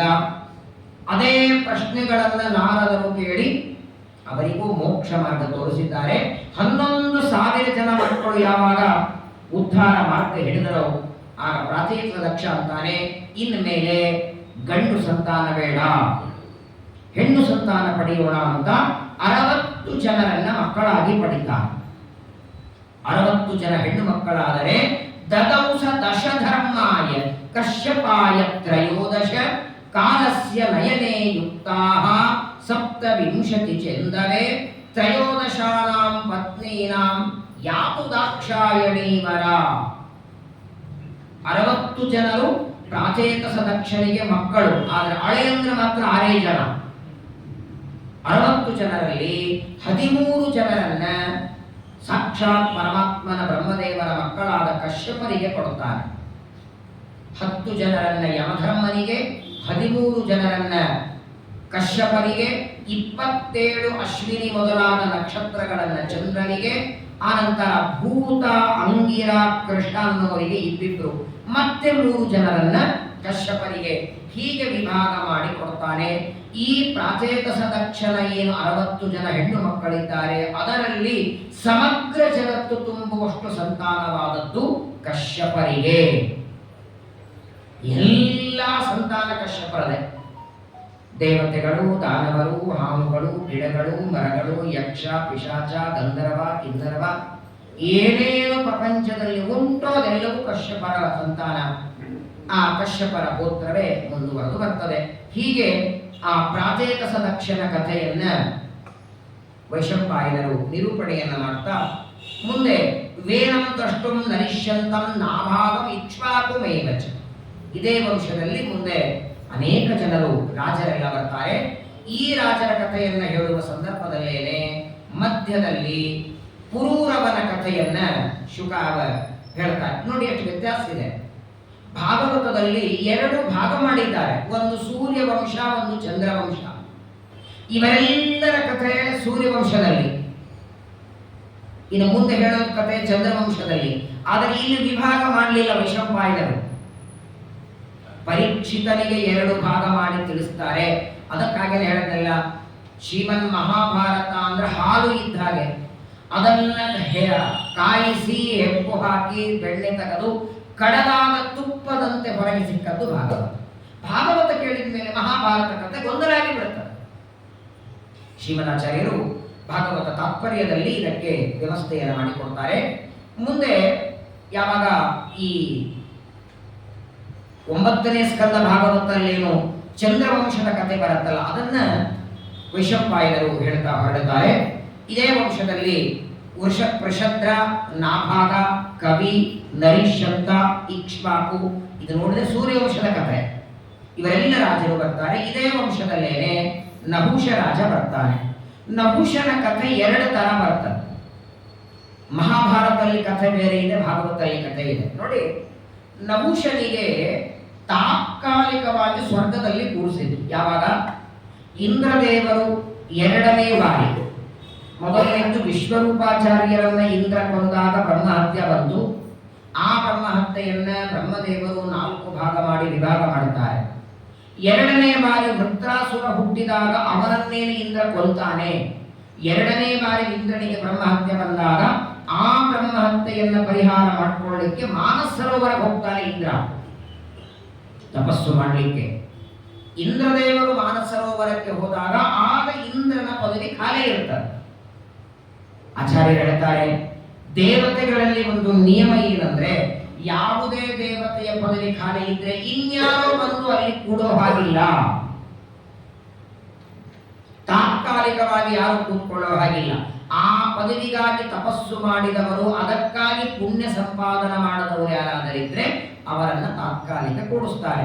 ಇಂದ್ರದೇವರು ವೃತ್ರಾಸುರನ ಸಂಹಾರ ಮಾಡಿದ ಬ್ರಹ್ಮಹತ್ಯೆ ಕಳ್ಕೊಳ್ಳೋದಕ್ಕಾಗಿ ಮಾನಸರೋವರದಲ್ಲಿ ತಪಸ್ಸು ಮಾಡುವಾಗ ಇವನನ್ನ ಕೂಡಿಸ್ತಾರೆ. ತಾತ್ಕಾಲಿಕ ಕೂತ್ಕೋ ಅಂತ ಕೂತ್ಕೊಂಡ. ಇಂದ್ರನ ಪದವಿಯಲ್ಲಿ ಕೂತ ಮೇಲೆ ಇಂದ್ರನಿಗಾಗುವ ಆದರ ಗೌರವ ನನಗೆ ಬೇಕು ಅಂತ ಮಾಡಿದ್ರು. ಚಾಮರ ಹಾಕಿದ್ರು, ಇಂದ್ರನಂತೆ ಎಲ್ಲ ವಾಹನಗಳ ಕೊಟ್ಟಾಯ್ತು, ಎಲ್ಲ ಆಯ್ತು. ಇಂದ್ರನಿಗೆ ಬೇಕಾಗುವ ಎಲ್ಲಾ ವೈಭವಗಳನ್ನ ನಹುಷನಿಗೆ ಕೊಡುವಾಗ ಇಂದ್ರನ ಹೆಂಡತಿ ನನಗೂ ಹೆಂಡತಿಯಾಗಲಿ ಅಂತ ಅಪೇಕ್ಷೆ ಪಡ್ತಾರೆ. ಇಂದ್ರನ ಐರಾಮದ ಕೊಡಬಹುದು, ಉಜ್ಜೈಶ್ರಮ ಕುದುರೆ ಕೊಡಬಹುದು, ಇಂದ್ರನಿಗೆ ಹಾಕುವ ಚಾಮರಗಳ ಕೊಡಬಹುದು, ಇನ್ನೇನು ವೈಭವಗಳನ್ನೆಲ್ಲ ಕೊಡಬಹುದು. ಇಂದ್ರನ ಹೆಂಡತಿ ಶಚಿದೇವಿಯನ್ನ ತನ್ನ ಹೆಂಡತಿ ಆಗಬೇಕು ಅಂತ ಅಪೇಕ್ಷೆ ಪಟ್ಟಾಗ ಆಗ ಶಚಿದೇವಿನೇ ಹೇಳ್ತಾಳೆ. ಶಚಿದೇವಿ ಹೇಳ್ತಾಳೆ, ಒಂದು ಕೆಲಸ ಮಾಡು, ಇವತ್ತಿನವರೆಗೆ ಯಾರೂ ಬರದೇ ಇರುವ ವಾಹನದಲ್ಲಿ ನೀನು ಬಂದದ್ದಾದರೆ ನಾನು ನಿನ್ನನ್ನು ವರಿಸಿ ಮದುವೆ ಆಗ್ತೇನೆ. ಯಾರೂ ಬಂದಿರಬಾರದು. ವಿಚಾರ ಮಾಡ್ತಾರೆ ನಹುಷ. ಪಲ್ಲಕ್ಕಿಯಲ್ಲಿ ಹೋಗ್ತಾರೆ, ರಥದಲ್ಲಿ ಹೋಗಿರ್ತಾರೆ, ಎಲ್ಲ ವಾಹನಗಳಲ್ಲಿ ಒಂದಿಲ್ಲ ಒಬ್ಬರಿಲ್ಲ ಒಬ್ಬರು ಓಡಾಡಿರ್ತಾರೆ. ಪಲ್ಲಕ್ಕಿಯನ್ನ ಋಷಿಗಳ ಹೆಗಲ ಮೇಲೆ ಕೊಟ್ಟು ಅದರಲ್ಲಿ ಕೂತ್ಕೊಂಡು ಯಾರು ಬಂದಿಲ್ಲ ಇವತ್ತಿನವರೆಗೆ. ಪಲ್ಲಕ್ಕಿ ಸಾಮಾನ್ಯರು ಹೊತ್ಕೊಂಡಿರ್ತಾರೆ. ಜ್ಞಾನಿಗಳಾದ ಬ್ರಹ್ಮ ಋಷಿಗಳಾದ ಬ್ರಹ್ಮಜ್ಞಾನ ಮಾಡಿಕೊಂಡ ಋಷಿಗಳ ಹೆಗಲ ಮೇಲೆ ಪಲ್ಲಕ್ಕಿ ಹೊರಿಸಬೇಕು ಅಂತ ಪಲ್ಲಕ್ಕಿಯನ್ನು ಹೊರಿಸಿ ಅದರಲ್ಲಿ ಕೂತ್ಕೊಂಡು ಹೊರಡ್ತಾರೆ. ಇಲ್ಲಿ ಎರಡು ವಿಭಾಗ ಇದೆ. ಭಾಗವತದಲ್ಲಿ ಕಥೆ ಬರ್ತದೆ. ಈ ಪಲ್ಲಕ್ಕಿಯಲ್ಲಿ ಹೊರಟಾಗ ಆ ನಹುಷನಿಗೆ ಪ್ರಶ್ನೆ ಕೇಳ್ತಾರೆ. ಪಲ್ಲಕ್ಕಿ ಹೊತ್ಕೊಂಡಂತಹ ಋಷಿಗಳು, ಜ್ಞಾನಿಗಳು, ಮಹಾ ತಪಸ್ವಿಗಳು ಒಂದು ಪ್ರಶ್ನೆ ಕೇಳ್ತಾರೆ. ಏನಪ್ಪಾ ನಹುಷ, ನಿನ್ನ ಪ್ರಕಾರ ವೇದಗಳು ಪ್ರಮಾಣವೋ ಅಪ್ರಮಾಣವೋ ಅಂತ ಕೇಳ್ತಾರೆ. ಪಲ್ಲಕ್ಕಿಯಲ್ಲಿ ನಡೆದಾಗಲೇನೆ ಋಷಿಗಳು ಸಾಮಾನ್ಯರಲ್ಲ. ಹೆಗಲ ಮೇಲೆ ಪಲ್ಲಕ್ಕಿ ಹೊತ್ಕೊಂಡು ನಹುಷನಿಗೆ ಪ್ರಶ್ನೆ ಕೇಳ್ತಾರೆ, ವೇದಗಳು ಪ್ರಮಾಣವೋ ಅಪ್ರಮಾಣವೋ ಅಂತ. ನಹುಷ ಅಂತಾನೆ ವೇದಗಳು ಪ್ರಮಾಣ ಅಂತ. ಹಾಗಾದ್ರೆ ವೇದಗಳು ಪ್ರಮಾಣ ಅಂದ ಮೇಲೆ ಅದೇ ವೇದಗಳು ಹೇಳ್ತವೆ ಪರಸ್ತ್ರೀಯರನ್ನ ಅಪೇಕ್ಷೆ ಪಡಬಾರದು ಅಂತ. ಮತ್ತು ನೀನೇನು ಶಚಿದೇವಿಯನ್ನೇ ಇಷ್ಟಪಡ್ತಿದ್ದಿ ಅಂತ. ವೇದಗಳು ಅಪೌರುಷೇಯ, ವೇದಗಳು ಪ್ರಮಾಣ ಅಂತ ಆದ ಮೇಲೆ, ಪ್ರಮಾಣವಾದ ವೇದಗಳನ್ನೇ ಇದನ್ನ ನಿಷೇಧ ಮಾಡಿದ ಮೇಲೆ ಇಂದ್ರನ ಹೆಂಡತಿ ಶಚಿದೇವಿಯನ್ನ ಅಪೇಕ್ಷೆ ಹೇಗೆ ಪಡ್ತೀ ಅಂದ ಕ್ಷಣ ಆಗ ನಹುಷ ಅಂತಾನೆ ಇಲ್ಲ ವೇದಗಳೆಲ್ಲ ಅಪ್ರಮಾಣ ಅಂತ ಬಿಟ್ಟ. ವೇದಗಳೆಲ್ಲ ಸುಳ್ಳು, ಅವೇನೋ ಹೇಳ್ತವೆ. ವೇದಗಳೆಲ್ಲ ಅಪ್ರಮಾಣ ಅಂದಾಗ ಋಷಿಗಳಿಗೆ ಕೋಪ ಬಂತು. ಆಗ ಋಷಿಗಳು ಅವನಿಗೆ ಶಾಪ ಕೊಡ್ತಾರೆ. ಇದು ಒಂದು ಕತೆ. ಕಾಲಿನಿಂದ ಋಷಿಗಳನ್ನ ಒದಿತಾನೆ. ಸರ್ಪ ಬೇಗ ಬೇಗ ನಡೀರಿ ಅಂತ ಕಾಲಿನಿಂದ ಒದಿಯೋದು ಒಂದು. ವೇದಗಳ ಬಗ್ಗೆ ಬಹಳ ದೊಡ್ಡ ವಿಚಾರ ಇದೆ. ಅದು ನಹುಷನ ಕಥೆ ಸಂಕ್ಷೇಪದಲ್ಲಿಲ್ಲ. ಶ್ರೀಮದಾಚಾರ್ಯರು ಮಹಾಭಾರತ ಆತ್ಮನಿರ್ಣಯದಲ್ಲಿ ಬಹಳ ವಿಸ್ತಾರವಾಗಿ ಹೇಳುತ್ತಾರೆ. ಯಾಕಂದ್ರೆ ಒಬ್ಬ ಚಕ್ರವರ್ತಿ ರಾಜನಿಗೆ ಹಾವಾಗಿ ಕೆಳಗೆ ಬೀಳುವಂತ ಶಾಪ ಕೊಡಬೇಕಾಗಿದ್ರೆ ಕೇವಲ ಅವನು ಕಾಲಿನಿಂದ ಒದ್ದದ್ದು ಮಾತ್ರವಲ್ಲ, ವೇದಗಳ ಪ್ರಾಮಾಣ್ಯ ವಿಷಯದಲ್ಲಿ ಅವನ ಆಡಿದ ಮಾತುಗಳು, ದೇವರ ಗುಣಗಳ ವಿಷಯದಲ್ಲಿ ದೇವರಲ್ಲಿ ಅನಂತ ಗುಣಗಳಿವೆಯೋ 8 ಗುಣಗಳಿವೆಯೋ ಅಂತ ಕೇಳಿದರು. ಎಲ್ಲ ಗುಣಗಳು ಪರಿಪೂರ್ಣವಾಗಿವೆಯೋ ಅಪರಿಪೂರ್ಣವೋ ಅಂತ ಕೇಳಿದರು. ಏನೇನು ಋಷಿಗಳು ಪ್ರಶ್ನೆ ಕೇಳ್ತಾರೆ ಅದಕ್ಕೆಲ್ಲದಕ್ಕೂ ವಿಪರೀತವಾಗಿ ಉತ್ತರ ಕೊಡ್ತಾನೆ. ಆ ಕೋಪದಿಂದಲೇನೆ ಅವನನ್ನ ಕೆಳಗೆ ಹಾಕ್ತಾರೆ. ಅಷ್ಟು ಎತ್ತರವಾಗಿ ಬಿದ್ದ ನಹುಷ ಹಾಮಾಗಿ ಅಜಗರ ಸರ್ಪನಾಗಿ ಬೀಳೋ ಪ್ರಸಂಗ ಬಂತು. ಗಾಬರಿಯಾದ. ಕಾಲಿನಿಂದ ಋಷಿಗಳನ್ನು ಒದ್ದದ್ದಕ್ಕೆ, ವೇದಗಳ ಬಗ್ಗೆ ಇಲ್ಲದ ಸಲ್ಲದ ಮಾತಾಡಿದ್ದಕ್ಕೆ ತಾನು ಅಜಗರನಾಗುವುದು ನಿಶ್ಚಿತ. ಬೇಡ್ಕೊಳ್ತಾನೆ, ನಾನು ಹಾವಾದರೂ ಚಿಂತೆ ಇಲ್ಲ, ಎಲ್ಲೋ ಒಂದು ಅರಣ್ಯದಲ್ಲಿ ಬೀಳೋದು ಬೇಡ. ಯಾರು ಓಡಾಡದೆ ಇರುವ ನಿರ್ಜನ ಅರಣ್ಯದಲ್ಲಿ ಬಿದ್ದರೆ ಏನ್ ಮಾಡ್ಲಿ, ಓಡಾಡುವ ಜಾಗದಲ್ಲಿ ಬೀಳೋ ಹಾಗೆ ಮಾಡಿ. ನನ್ನ ಶಾಪದ ವಿಮೋಚನೆ ಯಾವಾಗ ಅಂತ ಕೇಳಿದಾಗ ಆಗ ಜ್ಞಾನಿಗಳು ಶಾಪ ಕೊಡುವಾಗಲೇ ಹೇಳ್ತಾರೆ, ನೀನು ಅಜಗರ ಸರ್ಪನಾಗಿ ಬಿದ್ದಿರು, ಅದೇ ಮಾರ್ಗದಿಂದ ಪಾಂಡವರು ವನವಾಸಕ್ಕೆ ಹೋಗ್ತಾರೆ. ಆಗ ಭೀಮಸೇನ ದೇವರನ್ನ ಚೆನ್ನಾಗಿ ಸುತ್ಕೊಂಡು ಬಿಡು. ಭೀಮನಿಗೆ ಪ್ರಶ್ನೆ ಕೇಳು, ಅವನು ಉತ್ತರ ಕೊಡೋದಿಲ್ಲ, ಅವನನ್ನ ಗಟ್ಟಿಯಾಗಿ ಸುತ್ಕೋ, ಆ ನಂತರ ನಿನಗೆ ವಿಮೋಚನೆ ಅಂತ ಅಜಗರ ಸರ್ಪದ ಶಾಪದ ಜೊತೆಗೆ ವಿಮೋಚನವನ್ನು ಕೊಡ್ತಾರೆ. ಈ ನಹುಷನಿಗೆ ಆ ಸ್ವರ್ಗಲೋಕದಿಂದ ಭೂಮಿಗೆ ಬೀಳುವುದಕ್ಕೆ ಮೊದಲು ಅವನಿಗೆ 6 ಜನ ಮಕ್ಕಳು, ಯತಿ, ಯಯಾತಿ, ಸಂಯಾತಿ, ಆಯತಿ, ವಿಯತಿ, ಕ್ರತಿ ಅಂತ 6 ಜನ ಮಕ್ಕಳು. ಇದರೊಳಗೆ ಮೊದಲನೆಯವನ ಹೆಸರಿಗೆ ತಕ್ಕ ಹಾಗೆ ಯತಿ ಅರಣ್ಯಕ್ಕೆ ಹೋಗಿಬಿಟ್ಟ. ರಾಜ್ಯನೇ ಬೇಡ ಅಂದ. ನಹುಷನ 2ನೇ ಮಗನಾದಂತಹ ಯಯಾತಿಗೆ ಮುಂದೆ ಪಟ್ಟಾಭಿಷೇಕ ಮಾಡಿ ರಾಜ್ಯವನ್ನ ಕೊಡ್ತಾರೆ. ಕೊಡುವಾಗ ಅವನಿಗೆ 2 ಮಡದಿಯರು ಅಂತ ವೈಶಂಪಾಯನರು ಹೇಳಿದರು. ಶುಕ್ರಾಚಾರ್ಯರ ಮಗಳು ದೇವಯಾನಿ, ವೃಷಪರ್ವರಾಜನ ಮಗಳು ಶರ್ಮಿಷ್ಠ, ಇಬ್ಬರನ್ನ ವಿವಾಹ ಮಾಡಿಕೊಂಡು 5 ಜನ ಮಕ್ಕಳನ್ನ ಈ ಯಯಾತಿ ರಾಜ ಪಡೆದ ಅಂದ ಕ್ಷಣ ಬಂತು ಪ್ರಶ್ನೆ. ಜನ್ಮೇಜಯ ಅಂತಾನೆ ಅಲ್ಲ ಸ್ವಾಮಿ, ಮಹಾಜ್ಞಾನಿಗಳಾದ ಬ್ರಾಹ್ಮಣರಲ್ಲಿ ಅಗ್ರೇಸರರಾದ ಶುಕ್ರಾಚಾರ್ಯರು ತಮ್ಮ ಮಗಳಾದ ದೇವಯಾನಿಯನ್ನ ಒಬ್ಬ ಕ್ಷತ್ರಿಯನಿಗೆ ಕೊಟ್ಟು ವಿವಾಹ ಹೇಗೆ ಮಾಡಿದರು? ಬ್ರಾಹ್ಮಣ ಕನ್ಯಾ ಬ್ರಾಹ್ಮಣ ವರ, ಕ್ಷತ್ರಿಯ ಕನ್ಯಾ ಕ್ಷತ್ರಿಯ ವರ. ಸಮಾನ ಜಾತಿಯರಲ್ಲಿ ವಿವಾಹ ಆಗಬೇಕು. ವಿಷಮ ಜಾತಿಯಲ್ಲಿ ಮದುವೆಯಾದರೆ ಅದಕ್ಕೆ ಪ್ರತಿಲೋಮ ಅಂತ ಕರೆಯೋದು. ಯಾವಾಗ ಉತ್ತಮ ಜಾತಿಯ ಕನ್ಯಾ ಅಧಮ ಜಾತಿಯ ವರ ಅವರಿಬ್ಬರ ವಿವಾಹ ನಡೆದರೆ ಪ್ರತಿಲೋಮ, ಉತ್ತಮ ಜಾತಿಯ ವರ ಅಧಮ ಜಾತಿಯ ಕನ್ಯಾ ಮದುವೆಯಾದರೆ ಅನುಲೋಮ. ಈ ಪ್ರತಿಲೋಮ ಅನುಲೋಮ ಜಾತಿಯಲ್ಲಿ ಮದುವೆಯಾದರೆ ಅವರಿಂದ ಹುಟ್ಟಿ ಬರುವ ಸಂತಾನಕ್ಕೆ ಸಂಸ್ಕಾರವೇ ಇಲ್ಲ. ಏನಂತ ಅವರನ್ನು ಗಣನ ಮಾಡಬೇಕು, ಯಾವ ಜಾತಿಯವರು ಅಂತ ಗಣನ ಮಾಡಬೇಕು. ತಂದೆಯ ಕುಲ ಒಂದಾಗಿರ್ತದೆ, ತಾಯಿಯ ಕುಲ ಒಂದಾಗಿರ್ತದೆ. ಇದು ಸಾಮಾನ್ಯರು ಬಿಡಿ, ಬ್ರಹ್ಮಜ್ಞಾನಿಗಳಾದಂತಹ ಶುಕ್ರಾಚಾರ್ಯರು ಯಾಕೆ ದೇವಯಾನಿಯನ್ನ ಒಬ್ಬ ಕ್ಷತ್ರಿಯನಾದ ಯಯಾತಿಗೆ ಕೊಟ್ಟರು ಅಂತ ಜ್ಞಾನಿಗಳಾದ ವೈಶಂಪಾಯನರಿಗೆ ನಾವು ಜನ್ಮೇಜಯ ಕೇಳುತ್ತಾನೆ, ಒಂದು ಕಥೆಯನ್ನ ಹೇಳ್ತಾರೆ. ಒಂದು ಕಾಲದಲ್ಲಿ ಈ ವೃಷಪರ್ವ ಅನ್ನೋನು ದೊಡ್ಡ ರಾಜ, ಭಾರೀ ದೊಡ್ಡ ಧಾರ್ಮಿಕ ಇದ್ದ. ವಾಸ್ತವಿಕವಾಗಿ ಇವನು ರಾಕ್ಷಸರಿಗೆ ಒಡೆಯಿದ್ದ ವೃಷಪರ್ವ. ಇವನು ಪ್ರತಿನಿತ್ಯದಲ್ಲಿ ಮನೆಯಲ್ಲಿ ಯಜ್ಞಯಾಗ ಮಾಡುತ್ತಿದ್ದ. ನಾವೆಲ್ಲ ಒಂದು ಕಾರ್ಯಕ್ರಮ ಇದ್ದಾಗ ಪುರೋಹಿತರನ್ನ ಕರಿತೇವೆ, ಅವನು ಹಾಗಲ್ಲ, ಶುಕ್ರಾಚಾರ್ಯರನ್ನ ರಾಜ್ಯದಲ್ಲೇ ಮನೆ ಕೊಟ್ಟಿದ್ದ. ಪ್ರತಿನಿತ್ಯದಲ್ಲಿ ಬಂದು ಶುಕ್ರಾಚಾರ್ಯರು ಯಜ್ಞ ಮಾಡಿಸ್ಬೇಕು, ಏನೇ ಪೂಜೆಗಳು ಶುಕ್ರಾಚಾರ್ಯ ಮಾಡಿಸ್ಬೇಕು.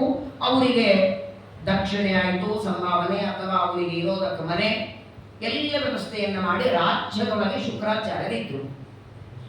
ಆ ಶುಕ್ರಾಚಾರ್ಯರು ವೃಷಪರ್ವನ ರಾಜ್ಯದಲ್ಲಿ ಇರುವಾಗ ಶುಕ್ರಾಚಾರ್ಯರ ಮಗಳಾದ ದೇವಯಾನಿಗೂ ವೃಷಪರ್ವನ ಮಗಳಾದ ಶರ್ಮಿಷ್ಠೆಯು ಗೆಳತರಾಯಿತು. ಒಬ್ಬಳು ಆಚಾರ್ಯರ ಮಗಳು, ಇನ್ನೊಬ್ಬಳು ರಾಜರ ಮಗಳು. ಒಂದು ದಿನ ಆ ದೇವಯಾನಿ ತನ್ನ ಗೆಳತಿಯರ ಜೊತೆಗೆ ಸ್ನಾನಕ್ಕೆ ಬಂದಿದ್ದಾಳೆ. ಪ್ರಾತಃ ಕಾಲದಲ್ಲಿ ಸ್ನಾನಕ್ಕೆ ಶರ್ಮಿಷ್ಠನು ಬಂದಿದ್ದಾಳೆ. ಎಲ್ಲರೂ ವಸ್ತ್ರಗಳನ್ನ ಮೇಲೆ ಇಟ್ಟು ಸ್ನಾನಕ್ಕೆ ನೀರಿನಲ್ಲಿ ಇಳಿದಿದ್ದಾರೆ. ಒಬ್ಬರ ಮೇಲೊಬ್ಬರು ನೀರನ್ನು ಎರಚಿಸ್ತಾ ಸ್ನಾನ ಮಾಡುವಾಗ ಅದೇ ಸಂದರ್ಭದಲ್ಲಿ ರುದ್ರದೇವರು ನಂದಿ ವಾಹನರಾಗಿ ಹೊರಟಿದ್ರು ಆಕಾಶದಲ್ಲಿ. 2 ಬಾರಿ ಸಂಚಾರ ಮಾಡ್ತಾರೆ ರುದ್ರದೇವರು. ನಸಿಕಿನ ಜಾವ 4 ಗಂಟೆಗೆ 1 ಬಾರಿ ರುದ್ರದೇವರ ಸಂಚಾರ. ಹಾಗಾಗಿ 4 ಗಂಟೆಯ ನಂತರ ನಾವು ಮಲಗಿದ್ರೆ ರುದ್ರದೇವರು ಹೋಗುವಾಗ ಅನುಗ್ರಹ ಮಾಡುತ್ತಾರೆ, ಹೀಗೆ ಮಲ್ಕೊಂಡೇ ಇರು. ನಸಿಕಿನ ಜಾವ ಎದ್ದು ಓದಿದ್ರೆ ಬೇಗ ಭಯಪಟ್ಟಾಗತ್ತೆ ಅಂತಾರಲ್ಲ, ಯಾಕಂದ್ರೆ ವಿದ್ಯಾಕಾಮಸ್ತು ಗಿರೀಶಂ, ರುದ್ರದೇವರ ಸಂಚಾರದ ಕಾಲ. ಇನ್ನೊಂದು ಸಾಯಂಕಾಲ ಸೂರ್ಯಾಸ್ತ ಹೊತ್ತಿಗೆ ಮಲಗಬಾರದು, 3 ಸಂಜೆ ಅಂತೀವಲ್ಲ, ಆದರೂ ರುದ್ರದೇವರ ಸಂಚಾರ. ರುದ್ರದೇವರು ಆಕಾಶದಲ್ಲಿ ಹೊರಟಾಗ ಈ ಸ್ನಾನ ಮಾಡುವ ಸ್ತ್ರೀಯರಿಗೆ ಅವರ ದರ್ಶನ ಮಾಡ್ಕೋಬೇಕು. ಆದರೆ ನೋಡಿ, ನಮಸ್ಕಾರ ಮಾಡೋದು ಅಥವಾ ದರ್ಶನ ಮಾಡ್ಕೊಳ್ಳೋದು ಒದ್ದೆ ಬಟ್ಟೆ ಮೇಲೆ ಮಾಡಬಾರದು. ಇವರೆಲ್ಲ ನದಿಯಲ್ಲಿ ಸ್ನಾನಕ್ಕಿಳಿದಿದ್ದಾರೆ. ಬೇಗ ಬೇಗ ಮೇಲೆ ಹೋಗಿ ಬಟ್ಟೆಯನ್ನು ಹಾಕೊಂಡು ರುದ್ರದೇವರಿಗೆ ದರ್ಶನ ಮಾಡ್ಕೊಳ್ಳೋಣ, ಇಲ್ಲಾಂದ್ರೆ ಹೋಗಿ ಬಿಡ್ತಾರೆ ಅವರು. ಆ ಅವಸರದೊಳಗೆ ಸ್ನಾನ ಮಾಡಿ ಮೇಲೆ ಬಂದು ಬಟ್ಟೆ ಹಾಕೊಳ್ಳೋದ್ರೊಳಗೆ ದೇವಯಾನಿಯ ಬಟ್ಟೆಯನ್ನು ಶರ್ಮಿಷ್ಠೆ ಹಾಕೊಂಡ್ಬಿಡ್ತಾರೆ. ಒಂದೇ ಕಡೆ ಇಟ್ಟಿದ್ದಾರೆ ಬಟ್ಟೆಗಳು. ಯಾವುದು ಕೈಗೆ ಸಿಗುತ್ತದೆ ಬೇಗ ಹಾಕೊಂಡು ರುದ್ರದೇವರ ದರ್ಶನ ಮಾಡ್ಕೊಳ್ಬೇಕು ಅಂತ ಅವಸರದಲ್ಲಿ ದೇವಯಾನಿಯ ಬಟ್ಟೆಯನ್ನು ಹಾಕೊಂಡಾಗ ಆ ಬಟ್ಟೆಯನ್ನ ನೋಡಿ ದೇವಯಾನಿಗೆ ಕೋಪ ಬಂತು. ನನ್ನ ಬಟ್ಟೆ ಹೇಗೆ ಮುಟ್ಟಿದೆ? ಶರ್ಮಿಷ್ಠೆ ಅಂತಾಳೆ, ಏನೋ ಅಪರಾಧ ಆಗಿದೆ, ಅದು ಮನೋನಿಯಾಮಕ ರುದ್ರದೇವರ ಸಂಚಾರ, ಅವರ ದರ್ಶನಕ್ಕಾಗಿ ಅವಸರದಲ್ಲಿ ಹಾಕೊಂಡಿದ್ದೇನೆ, ಈಗ ನನ್ನ ಬಟ್ಟೆ ಹಾಕೋ, ಮನೆಗೆ ಹೋದ್ಮೇಲೆ ಕೊಡ್ತೇನೆ. ಇಷ್ಟಕ್ಕೆ ಮುಗೀತು ತಾನೆ? ತಪ್ಪಾಯಿತು ಅಂತೂ ಶರ್ಮಿಷ್ಠೆ ಹೇಳ್ಕೊಂಡಿದ್ದಾಳೆ. ನನ್ನ ಬಟ್ಟೆ ಹಾಕೋ, ಮನೆಗೆ ಹೋಗ್ಮೇಲೆ ಕೊಡುತ್ತೇನೆ ಅಂತ ಹೇಳಿದರೂ ಕೂಡ ಅಷ್ಟಕ್ಕೆ ಜಗಳ ಮುಗಿಸದೆ ಆ ಜಗಳ ಮುಂದೆ ಶುರುವಾಯಿತು. ಪ್ರಾರಂಭದಲ್ಲಿ ಬರೋದು ಜಗಳ, ನಾನು ಮೊದಲೇ ಹೇಳಿದೆ, ಅದು ದ್ವೇಷವಾಗಿ ಪರಿಣಾಮವಾಗತ್ತೆ. ಎಲ್ಲಿವರೆಗೆ ಆಯಿತು ಅಂದ್ರೆ ನೋಡಿ, ಅವರ ಮಧ್ಯದಲ್ಲಿ ಬಟ್ಟೆಗಾಗಿ ಶುರುವಾದ ಜಗಳ ಅವರ ಅಪ್ಪ ಅಮ್ಮವರೆಗೆ ಹೋಯಿತು. ನಾನೊಬ್ಬ ಪುರೋಹಿತ್ಯ ಮಾಡುವ ಆಚಾರ್ಯರ ಮಗಳು ದೇವಯಾನಿ ಅಂತಾಳೆ, ನನ್ನ ಬಟ್ಟೆ ಮುಟ್ಟಿದೆ ಹೇಗೆ? ಶರ್ಮಿಷ್ಠ ಅಂತಾಳೆ, ನಿಮ್ಮಪ್ಪ ಪುರೋಹಿತರು ಇರಬಹುದು, ನಿಮ್ಮ ತಂದೆಯ ಸಕಾಲಕ್ಕೆ ದಕ್ಷಿಣೆ ಕೊಡೋದೆ ನಮ್ಮಪ್ಪ ಅಂದವು. ನಮ್ಮ ತಂದೆ ದಕ್ಷಿಣೆ ಕೊಡದೆ ಇದ್ರೆ ನಿಮ್ಮ ಮುಂದೆ ನಡೀತದೆ ಗಂಟೆ. ಶುರುವಾಯ್ತು ನೋಡಿ, ಪರಸ್ಪರವಾಗಿ ಜಗಳಾಡ್ತಾ. ಇಬ್ಬರೂ ಅಷ್ಟೇ ತರುಣರಿದ್ದಾರೆ, ಇಬ್ಬರಿಗೂ ಒಂದೊಂದು ಅಭಿಮಾನ.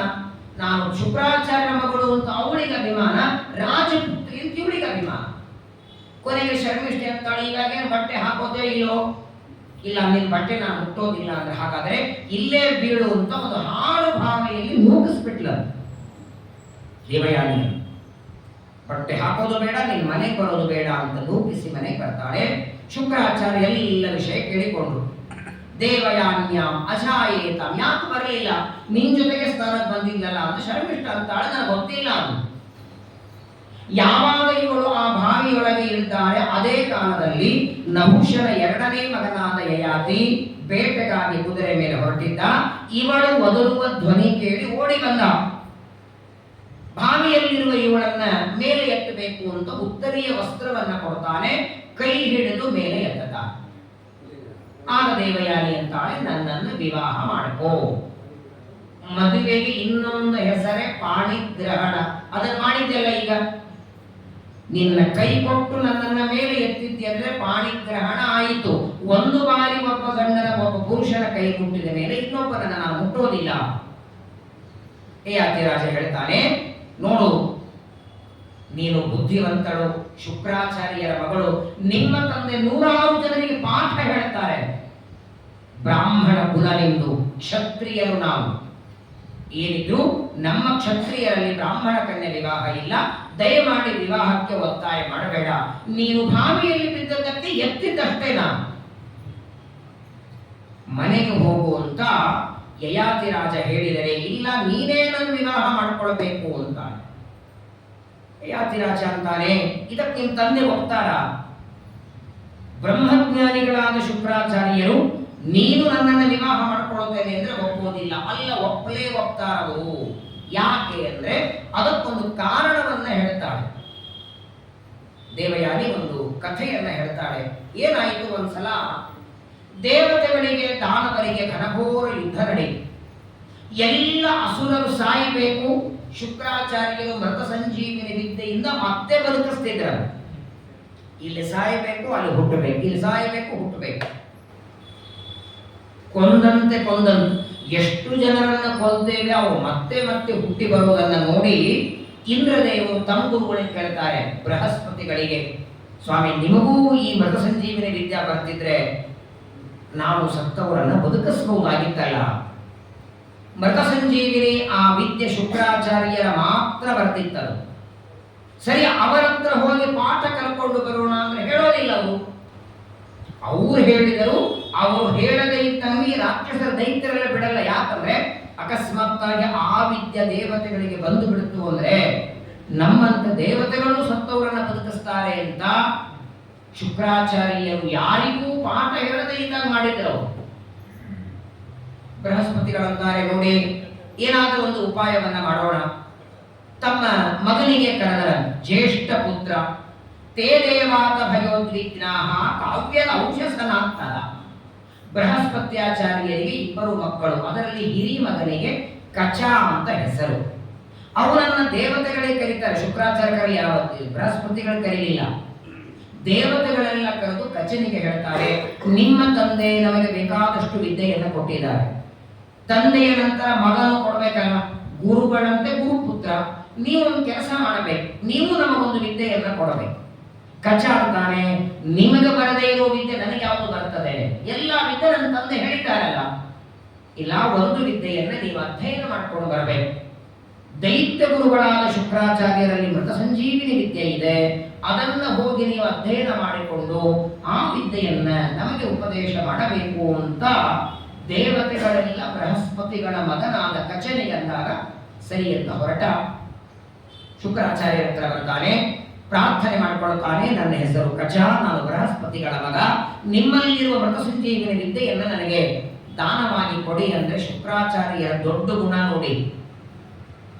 ಬೃಹಸ್ಪತಿಗಳ ಮಗ ಬಂದ್ರೆ ಯಾರಿಗೆ ಪಾಠ ಹೇಳ್ತಾರೆ? ತಮ್ಮ ಶತ್ರುಗಳು. ಅದು ಶುಕ್ರಾಚಾರ್ಯರಂತಾರೆ, ಯಾರೇ ಬರಲಿ, ಬೇಕಾದ ವ್ಯಕ್ತಿ ಬರಲಿ, 2 ಇಲ್ಲ ಅನ್ನಬಾರದು. ಒಂದು ಊಟದ ಟೈಮಿಗೆ ಬಂದ್ರೆ ಅನ್ನ ಹಾಕಿ ಇನ್ನೊಂದು ಪಾಠವೋ ಪ್ರವಚನವೋ, ನಿಮ್ಗೆ ಎಷ್ಟೇ ದ್ವೇಷ ಇರಲಿ, ಅವನಿಗೆ ಪಾಠ ಹೇಳಿ ಬೇಕಾದ್ರೆ ಅವನ ಜೊತೆ ದ್ವೇಷ ಜಗಳ ಮಾಡಿ.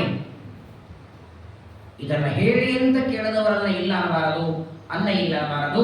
ಹಾಗಾಗಿ ನೀನು ಬೃಹಸ್ಪತಿಗಳ ಮಗನಾದರೂ ನಾನು ಪಾಠ ಮಾಡ್ತೇನೆ ಅಂತ ಅವನನ್ನ ಕರೆದು ಶುಕ್ರಾಚಾರ್ಯರು ಹೇಳುತ್ತಾರೆ. ಬ್ರಹ್ಮಚರ್ಯದಿಂದ ವಾಸ ಮಾಡ್ತಾ ಶುಕ್ರಾಚಾರ್ಯರಿಂದ ಮೃತ ಸಂಜೀವಿನಿ ವಿದ್ಯೆಯನ್ನ ಅಧ್ಯಯನ ಮಾಡ್ತಿದ್ದ. ಕಚಸ್ವಾಗತ ಮತ್ಯಾಸ್ತು ಪ್ರತಿಗಣ್ಣಾಮಿ ದೇವಚ. ಭಾರಿ ಬುದ್ಧಿವಂತ ಬೃಹಸ್ಪತಿಗಳ ಮಗ ಹೇಳಬೇಕೆ. ಭಾರಿ ಬುದ್ಧಿವಂತಿಕೆಯಿಂದ ಕೆಲವೇ ದಿನಗಳಲ್ಲಿ ಶುಕ್ರಾಚಾರ್ಯರಿಂದ ವಿದ್ಯೆಯನ್ನ ಕಲಿತಾನೆ. ತತಃಸಹಸ್ರಂ ಗುರುಗವಾಂ ರಕ್ಷಿತ್ವಾ ವನ್ಯಮಾಹರತ. ಒಂದು ದಿನ ಗುರುಗಳು ಹೇಳ್ತಾರೆ, ಬೃಹಸ್ಪತಿಗಳು ನನ್ನ 1000 ಆಕಳಗಳನ್ನ ಅರಣ್ಯಕ್ಕೆ ತಗೊಂಡೋಗಿ ಅವುಗಳಿಗೆ ಹುಲ್ಲು ತಿನ್ನಿಸಿ ಪ್ರತಿನಿತ್ಯವೂ ಮಾಡ್ತಿದ್ದ. ಒಂದಿನ ಏನಾಯ್ತು, ಈ ಬೃಹಸ್ಪತಿಗಳ ಮಗನಾದ ಕಚ ಅರಣ್ಯಕ್ಕೆ ಹೋಗಿ ಅಲ್ಲಿ ಆಕಳಗಳಿಗೆಲ್ಲ ಹುಲ್ಲನ್ನು ತಿನ್ನಿಸಿ ತಿರುಗಿ ಬರ್ತಿದ್ದ. ಬರ್ತಾ ಇರುವಾಗ ಆ ಅರಣ್ಯದೊಳಗೆ ದೇವಯಾನಿ ಚೆನ್ನಾಗಿ ಹಾಡ ಹಾಡ್ತಿದ್ದ. ಇವನು ತನ್ನಷ್ಟಕ್ಕೆ ತಾನು ಆಕಳಗಳನ್ನು ತಗೊಂಡು ಬರಬೇಕಾದಾಗ ಯಾರು ಹಾಡಿದ್ದು ಕೇಳಿಸ್ತು. ಇಷ್ಟು ಮಧುರವಾಗಿ ಯಾರು ಹಾಡುತ್ತಿದ್ದಾರೆ ಅಂತ ನೋಡೋದರಲ್ಲಿ ತಮ್ಮ ಗುರುಪುತ್ರಿಯಾದ ದೇವಯಾನಿ ಅಲ್ಲಿ ಗಾನ ಮಾಡ್ತಾ ಇದ್ದು, ದೇವಯಾನಿಯ ಜೊತೆಗೆ ಮಾತಾಡ್ತಾರೆ. ಕೆಲವು ಮಾತುಗಳೆಲ್ಲ ಆಯಿತು. ಪ್ರತಿನಿತ್ಯದಲ್ಲಿ ಈ ರೀತಿ ಮಾಡುತ್ತಿರುವಾಗ ಒಂದು ದಿನ ಇವನು ಅರಣ್ಯದಿಂದ ಬರುವಾಗ ರಾಕ್ಷಸರು ಶುಕ್ರಾಚಾರ್ಯರ ಶಿಷ್ಯರಿಗೆಲ್ಲ ಗೊತ್ತಾಯಿತು, ನಮ್ಮ ಗುರುಗಳು ಒಂದು ತಪ್ಪು ಮಾಡುತ್ತಿದ್ದಾರೆ. ದೇವಗುರುಗಳಾದ ಬೃಹಸ್ಪತಿಗಳ ಮಗನಾದಂತಹ ಕಚನಿಗೆ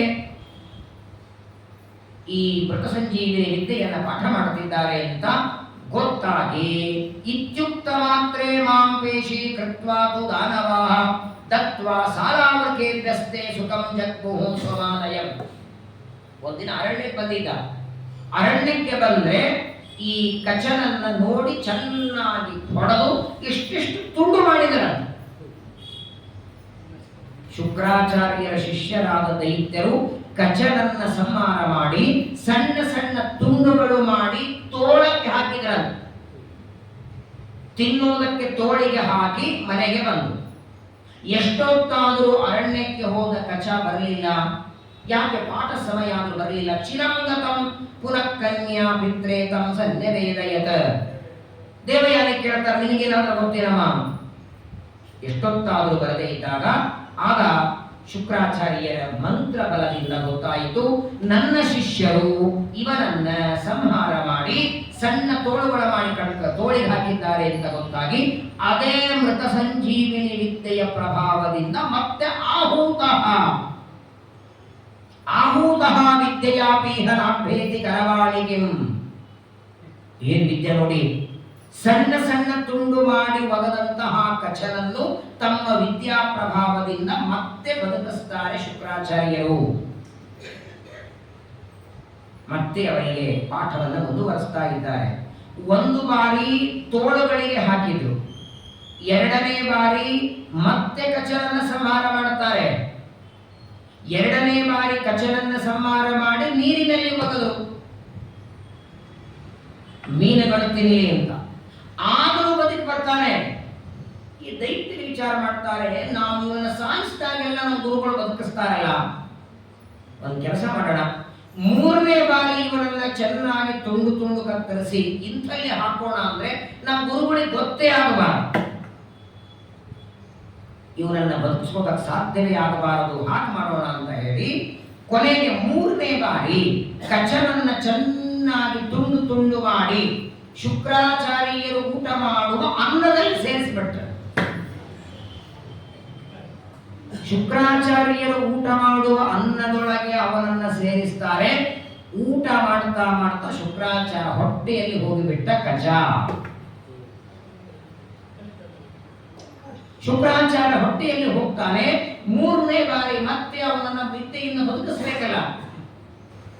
ಶುಕ್ರಾಚಾರ್ಯರು ಮೃತ ಸಂಜೀವಿನಿ ವಿದ್ಯೆಯನ್ನ ಮಂತ್ರ ಪಠನ ಮಾಡುತ್ತಿದ್ರೆ ಹೊಟ್ಟೆಯೊಳಗಿಂದ ಮಾತಾಡ್ತಿದ್ದ, ಸ್ವಾಮಿ ನಾನಿಲ್ಲೇ ಇದ್ದೀನಿ, ನಿಮ್ಮ ಉದರದಲ್ಲೇ ನಾನು ಪ್ರವೇಶ ಮಾಡಿದ್ದೇನೆ, ಪ್ರಸೀದ ಭಗವನ್ಮಹ್ಯಂ ಕಚೋಹಂ ಅಭಿಮಾದಯೇ.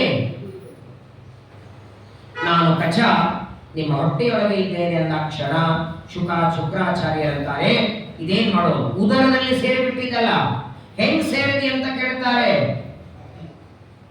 ನನ್ನ ಉದರದಲ್ಲಿ ಹೇಗೆ ಸೇರಿದೆ ಅಂದಾಗ ಕಚ್ಚ ಅಂತಾನೆ, ತವ ಪ್ರಸಾದಾನ್ನ ಜಹಾತಿ ಮಾಂ ಸ್ಮೃತಿ ಸವೈ ಸರ್ವಂ ವೇದ್ಮಿ ಯಥಾಚ ವೃತ್ವಂ. ಏನ್ ಸ್ವಾಮಿ ಶುಕ್ರಾಚಾರ್ಯರೇ, ನೀವು ನನಗೆ ಪಾಠ ಹೇಳೋದು ಇಷ್ಟ ಇಲ್ಲ ಅಂತ ನಿಮ್ಮ ಶಿಷ್ಯರೆಲ್ಲ ಸಂಹಾರ ಮಾಡ್ತಾರೆ. 2 ಬಾರಿ ನನ್ನನ್ನು ಬದುಕಿಸಿದ್ದೀರಿ. ಆದರೆ ನೋಡಿ, ನಿನ್ನೆ ಮೊನ್ನೆ ಏನಾಯಿತು ಅಂತ ನೆನಪಿರಲ್ಲ. ಒಬ್ಬ ವ್ಯಕ್ತಿ ಅಕಸ್ಮಾತ್ ಮೇಲಿಂದ ಕೆಳಗೆ ಬಿದ್ದರೆ ನೆನಪಿನ ಶಕ್ತಿ ಹೋಗುತ್ತೆ. ಇವನನ್ನು ತುಂಡು ತುಂಡು ಮಾಡಿ ಕತ್ತರಿಸಿದರೂ ನೆನಪಿನ ಶಕ್ತಿ ಮಾತ್ರ ಇತ್ತು. ಇದೇ ನಿಮ್ಮ ಅನುಗ್ರಹ ಅಂತ. ನೀವು ಕೊಟ್ಟ ವಿದ್ಯೆಯ ಪ್ರಭಾವ ನಿಮ್ಮ ಅನುಗ್ರಹದಿಂದ ನನಗೆ ಸ್ಮರಣೆ ಮಾತ್ರ ಇದೆ. ನಾನು ಈ ಅಸುರರಿಂದ ಭಯಂಕರವಾಗಿ ಹೆಂಗ್ ಮಾಡಿದರಂದ್ರೆ, ಚೆನ್ನಾಗಿ ಅವರನ್ನು ಹೊಡೆದು ಶುಕ್ರಾಚಾರ್ಯರ ಆಹಾರದಲ್ಲಿ ಸೇರಿಸಿಬಿಟ್ಟಿದ್ದಾರೆ.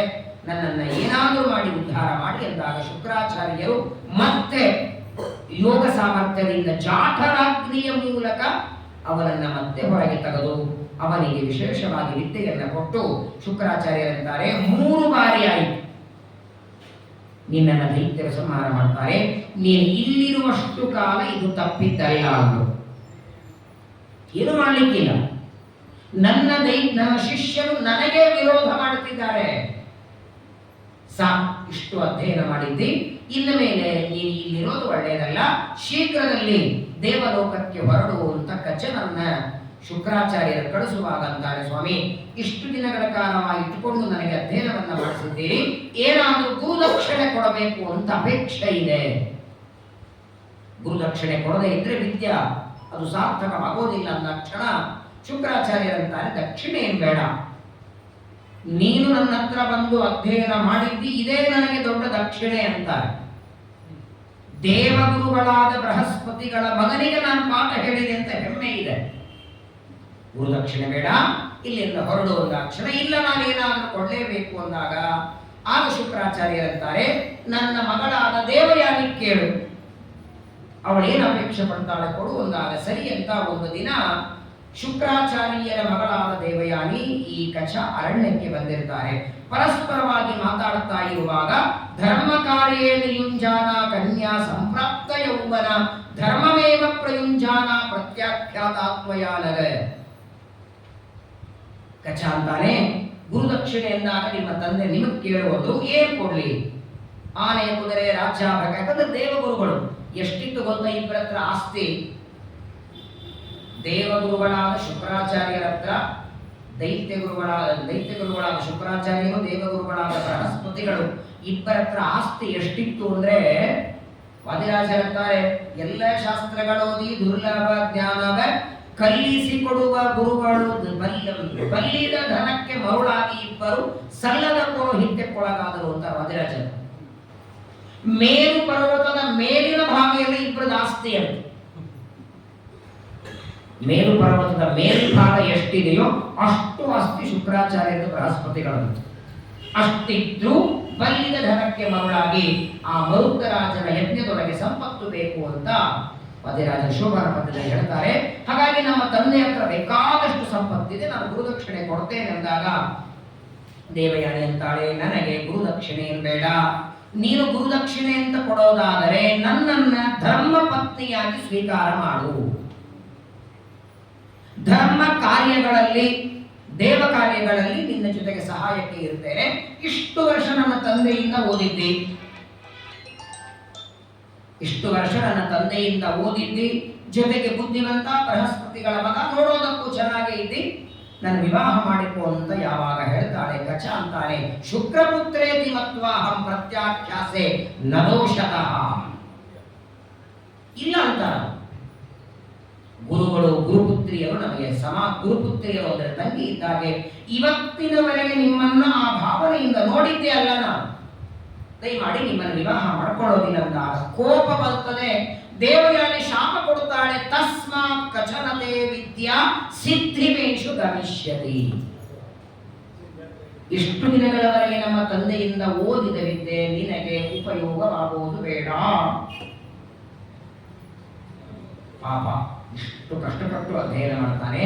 ಆ ಸಂದರ್ಭದಲ್ಲಿ ತನಗೆ ಶಾಪ ಕೊಟ್ಟದ್ದಕ್ಕೆ ಗುರುನಾಚಾಭ್ಯನುಜ್ಞಾತಃ ಧರ್ಮತ ಪ್ರತ್ಯವಬ್ರವೀತ್ ಆರ್ಷಂ ಧರ್ಮಂ ಭುವಾಣೋಹಂ ದೇವಯಾನಿ ಯಥಾ ತ್ವಯಾ ಶಕ್ತೋಸ್ಮನರ್ಹಃ ಶಾಪಸ್ಯ ಕಾಮೋದ್ಯರಥ ಧರ್ಮತಃ ತಸ್ಮಾತ್ ಭವತ್ಯಾ ಯತ್ಕಾಮೋ ನತಾ ಸಂಭವಿಷ್ಯತಿ ಋಷಿಪುತ್ರೋ ನತೆ ಕಶ್ಚಿತ್ ದ್ವಿಜಃ ಪಾಣಿಂ ಪ್ರಹಿಷ್ಯತಿ. ಇವನು ತಿರುಗಿ ಶಾಪ ಕೊಡ್ತಾನೆ. ವಿದ್ಯೆ ಫಲಿಸಬಾರದು ಅಂತ ಅವಳು ಶಾಪ ಕೊಟ್ರೆ, ವಿವಾಹಕ್ಕಾಗಿ ನನಗೆ ಪೀಡೆ ಮಾಡಿದ್ದಕ್ಕೆ ನಿನ್ನ ಜಾತಿಯ ಬ್ರಾಹ್ಮಣ ಹುಡುಗ ನಿನಗೆ ಸಿಗೋದು ಬೇಡ. ಹಾಗಾಗಿ ಕಚನ ಶಾಪ ತನಗೆ ಇದ್ದದ್ದರಿಂದ ಏನಾದರೂ ತನಗೆ ಬ್ರಾಹ್ಮಣ ವರ ಸಿಗೋದಿಲ್ಲ. ಆದ್ದರಿಂದ ಕ್ಷತ್ರಿಯನೇ ನನಗೆ ಗಂಡಾಗಬೇಕಾದ್ದರಿಂದ ನೀನನ್ನು ವಿವಾಹ ಮಾಡಿಕೋ ಅಂತ ಯಯಾತಿ ರಾಜನಿಗೆ ದೇವಯಾನಿ ಹೇಳ್ತಾನೆ. ಹಾಗಾದ್ರೆ ಈ ವಿದ್ಯೆ ಎಲ್ಲ ವ್ಯರ್ಥ ಆಗೋಯ್ತಾ? ಮೃತ ಸಂಜೀವಿನಿ ವಿದ್ಯೆಯನ್ನ ಶುಕ್ರಾಚಾರ್ಯರಿಂದ ಓದಿ ಬಂದಿದ್ದಲ್ಲ ನೋಡಿ. ಶಾಪ ಕೊಟ್ಟದ್ದೇನು? ದೇವಯಾನಿ ಶಾಪ ಕೊಟ್ಟದ್ದೇನು? ಈ ವಿದ್ಯಾ ನಿನಗೆ ಫಲಿಸೋದು ಬೇಡ ಅಂತ. ನೀನು ಇನ್ನೊಬ್ಬರಿಗೆ ಪಾಠ ಹೇಳಿದ್ರೆ ಅವ್ರಿಗೆ ಫಲಿಸೋದು ಬೇಡ ಅಂತ ಶಾಪ ಇಲ್ಲ.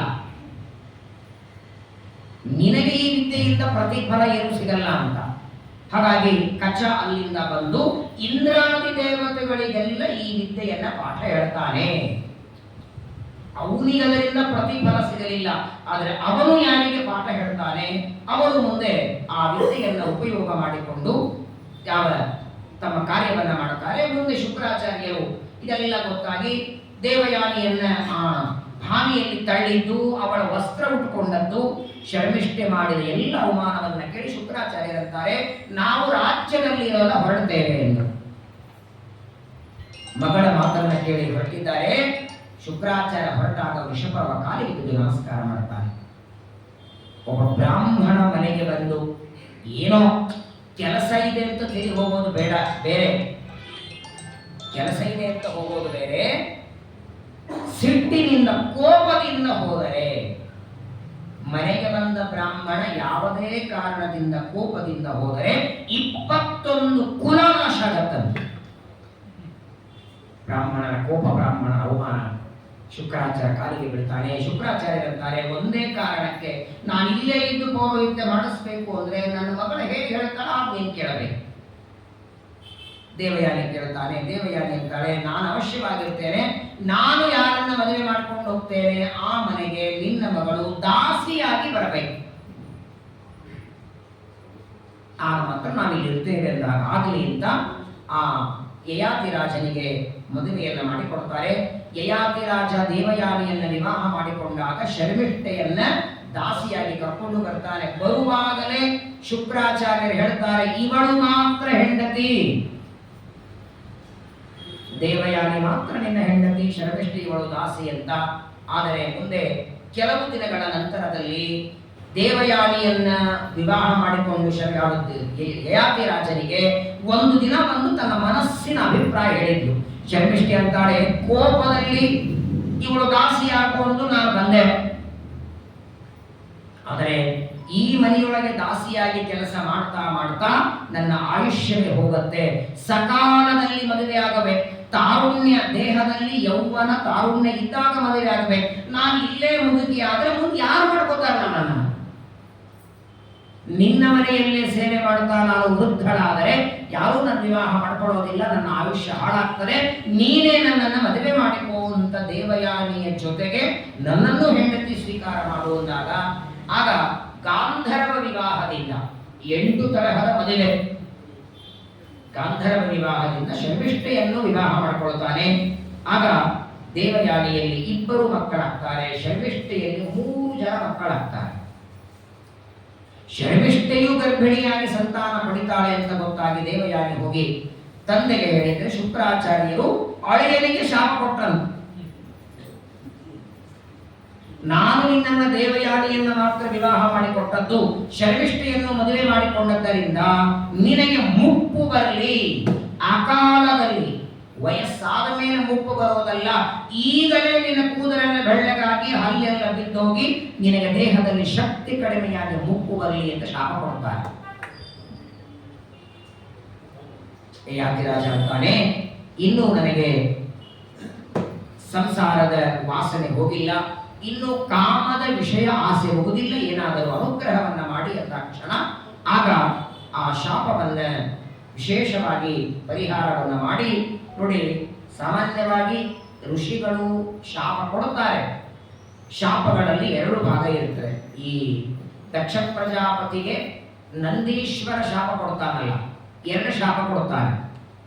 ಚತುರ್ಥ ಸ್ಕಂದ ಭಾಗವತದಲ್ಲಿ ಕೇಳಿ, ನಂದೀಶ್ವರನಿಗೆ 2 ಶಾಪ ಕೊಟ್ಟದ್ದು ದಕ್ಷ ನಂದೀಶ್ವರ. ಮೊದಲನೇ ಶಾಪ ನಿನ್ನ ರುಂಡ ಕತ್ತರಿಸಿ ಕುಂಡದಲ್ಲಿ ಬೀಳಲಿ ಅಂತ. 2ನೇ ಶಾಪ ಇವತ್ತಿನವರೆಗೆ ಓದಿದ ವಿದ್ಯೆಯೆಲ್ಲ ಮರ್ತು ಹೋಗಲಿ ಅಂತ ನಂದೀಶ್ವರ ಶಾಪ ಕೊಡ್ತಾನೆ. ಏನಿದ್ರು ಯೋಗೇಂದ್ರ ದಕ್ಷ ಪ್ರಜಾಪತಿ ದೊಡ್ಡವರಲ್ವ. ನಂದೀಶ್ವರ ಶಾಪ ಹೇಗೆ?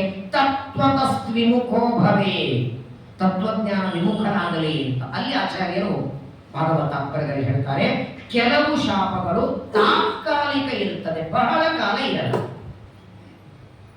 ಕೆಲವು ಶಾಪಗಳು ಬಹಳ ಕಾಲದವರೆಗೆ, ದೀರ್ಘಕಾಲದವರೆಗೆ ನಡೆಯುವ ಶಾಪಗಳು ಕೆಲವು ಕಾಲ ಮಾತ್ರ. ಆಗ ಗುರುಗಳು ಮಾಮ ಅಂತಾರೆ, ನೋಡು ಶಾಪ ಅಂತ ಕೊಟ್ಟಾಗಿದೆ, ಒಂದು ಕೆಲಸ ಮಾಡು, 5 ಜನ ಮಕ್ಕಳಿದ್ದಾರೆ, 5 ಜನರಲ್ಲಿ ತಮ್ಮ ತಾರುಣ್ಯ ನಿನಗೆ ಯಾರಾದರೂ ಕೊಡುತ್ತಿದ್ದರೆ ಮಕ್ಕಳ ತಾರುಣ್ಯ ತಗೊಂಡು ನಿನ್ನ ವೃದ್ಧಾಪ್ಯ ಅವರಿಗೆ ಎಕ್ಸ್ಚೇಂಜ್ ಮಾಡಬಹುದೇ.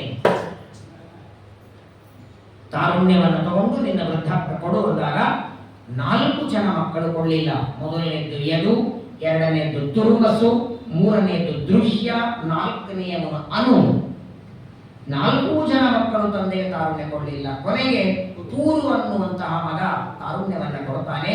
ಮಗನ ತಾರುಣ್ಯವನ್ನು ತಗೊಂಡು ತನ್ನ ವೃದ್ಧಾಪ್ಯವನ್ನ ಮಗನಿಗೆ ಕೊಟ್ಟು ಅನೇಕ ವರ್ಷ ಭೋಗ ಮಾಡಿ ಕೊನೆಗೆ ನಚಾತು ಕಾಮಕಾಮಾನಾಂ ಉಪಭೋಗೇನ ಶಾಮ್ಯತೆ ಹವಿಷಾ ಕೃಷ್ಣವತ್ಮೇವ ಭೂಯೇವಾಭಿವರ್ಧತೆ.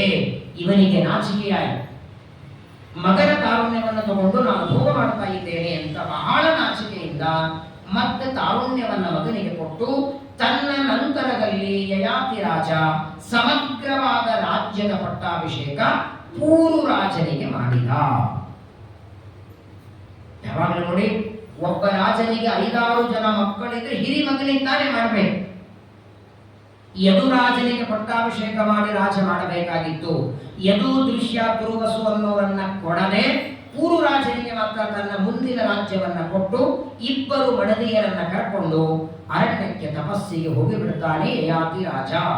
ಮುಂದೆ ಆ ಪೂರು ರಾಜನ ವಂಶದ ಕಥೆಯನ್ನ ಶುಕಾಚಾರ್ಯರು ನಿರೂಪಣೆ ಮಾಡುತ್ತಾರೆ. ಇದು ಭಾಗವತದಲ್ಲೂ ಇಷ್ಟ ಕಥೆ ಬರ್ತದೆ.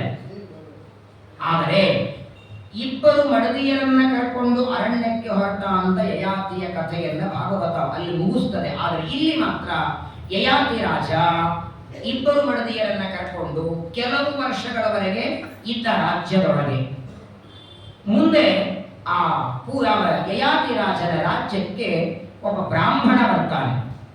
ಆ ಬ್ರಾಹ್ಮಣ ಬಂದು ಹೇಳ್ತಾನೆ, ನೀನು ಮಾಡಿದ ಸರಿನಾ ಅಂದ. ಯಯಾತಿ ರಾಜ ಅಂತಾನೆ, ನಾನು ಮಾಡಿದ್ದು ಸರಿನೋ ತಪ್ಪು, ನನ್ನಿಂದ ತಪ್ಪು ನಡೆದಿದೆ, ಅದಕ್ಕಾಗೇನೆ ನನ್ನ ತಾರುಣ್ಯವನ್ನ ಮತ್ತೆ ಮಗನಿಗೆ ನಾನು ಕೊಟ್ಟಿದ್ದೇನೆ, ಈಗ ಸಾಧನ ಮಾಡಿಕೊಂಡು ನಾನು ಸ್ವರ್ಗಕ್ಕೆ ಹೋಗ್ತೇನೆ. ತಪಸ್ಸು ಮಾಡ್ತಾನೆ ಯಯಾತಿ ರಾಜ.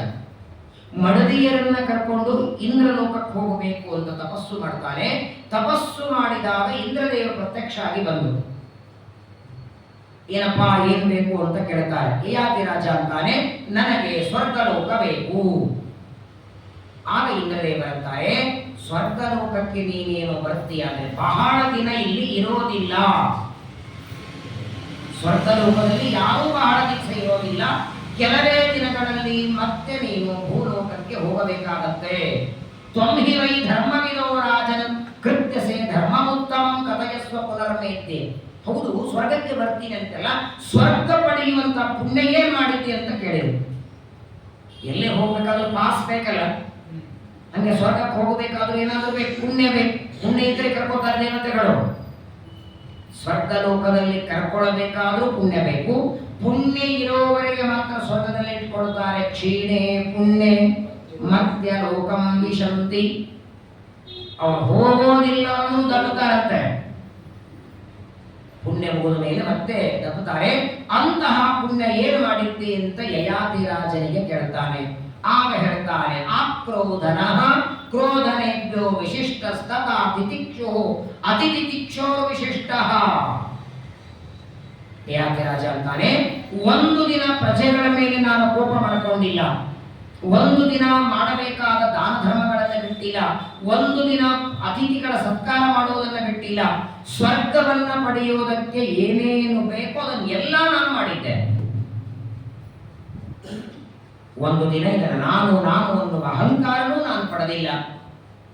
ಆದ್ದರಿಂದ ನನಗೆ ಸ್ವರ್ಗವನ್ನು ಕೊಡುವಂತ ಇಂದ್ರದೇವರಿಗಂದಾಗ ಇಂದ್ರದೇವರು ಸ್ವರ್ಗವನ್ನು ಕೊಡ್ತೇನೆ, ಆದರೆ ನೀನು ಇನ್ನಷ್ಟು ಕೆಲವು ವರ್ಷಗಳವರೆಗೆ ತಪಸ್ಸು ಮಾಡಿ ಆನಂತರ ಸ್ವರ್ಗಕ್ಕೆ ಬರಬೇಕು ಅಂತಾರೆ ಯಯಾತಿ ರಾಜ. ಆ ಸಂದರ್ಭದಲ್ಲೇನೆ ಅವನಿಗೆ ಅಷ್ಟಕ ಅಂತ ಒಬ್ಬ ಬ್ರಾಹ್ಮಣ ಬರ್ತಾನೆ ಯಯಾತಿ ರಾಜನ ರಾಜ್ಯಕ್ಕೆ. ಅವನಿಗೂ ಯಯಾತಿಗೂ ಒಂದು ಸಂವಾದ ನಡೀತದೆ, ತುಂಬಾ ಚೆನ್ನಾಗಿದೆ, ಇದು ಭಾಗವತದಲ್ಲಿ ಬರಲ್ಲ. ಅಷ್ಟಕ ಅನ್ನುವ ಬ್ರಾಹ್ಮಣ ಬರ್ತಾನೆ, ಅವನಿಗೆ ಯಯಾತಿ ರಾಜ ಅನೇಕ ಪ್ರಶ್ನೆಗಳನ್ನ ಕೇಳುತ್ತಾನೆ. ಪರಮಾತ್ಮನ ಬಗ್ಗೆ, ಇಂದ್ರಿಯಗಳ ಬಗ್ಗೆ, ಯಾವ ರೀತಿ ತಪಸ್ಸು ಅಂದ್ರೆ ಏನು, ದಾನ ಅಂದ್ರೆ ಏನು, ನಿಜವಾದ ತಪಸ್ಸು ಯಾವುದು, ಏನು ಯಾವುದು ಯಾವ ರೀತಿಯಿಂದ ಮಾಡಬೇಕು, ಅನೇಕ ಪ್ರಶ್ನೆಗಳನ್ನ ಯಯಾತಿ ರಾಜ ಕೇಳುತ್ತಾನೆ. ಅಷ್ಟಕ ಅನ್ನುವ ಬ್ರಾಹ್ಮಣ ಅವನಿಗೆ ಉಪದೇಶ. ಇದೇ ಸಂದರ್ಭದಲ್ಲೇನೆ ಬ್ರಹ್ಮಚಾರಿ ಅಂದ್ರೆ ಯಾರು, ಗೃಹಸ್ಥ ಅಂದ್ರೆ ಯಾರು, ಸನ್ಯಾಸಿಗಳು ಹೇಗಿರ್ತಾರೆ, ವಾನಪ್ರಸ್ಥರು ಹೇಗಿರ್ತಾರೆ, ಪ್ರತ್ಯೇಕವಾಗಿ 4 ವರ್ಣ 4 ಆಶ್ರಮ, ಇದರ ಬಗ್ಗೆ ಯಯಾತಿ ರಾಜ ಪ್ರಶ್ನೆ ಕೇಳ್ತಾನೆ. ಬಹಳ ಸುಂದರ ಹೇಳ್ತಾನೆ.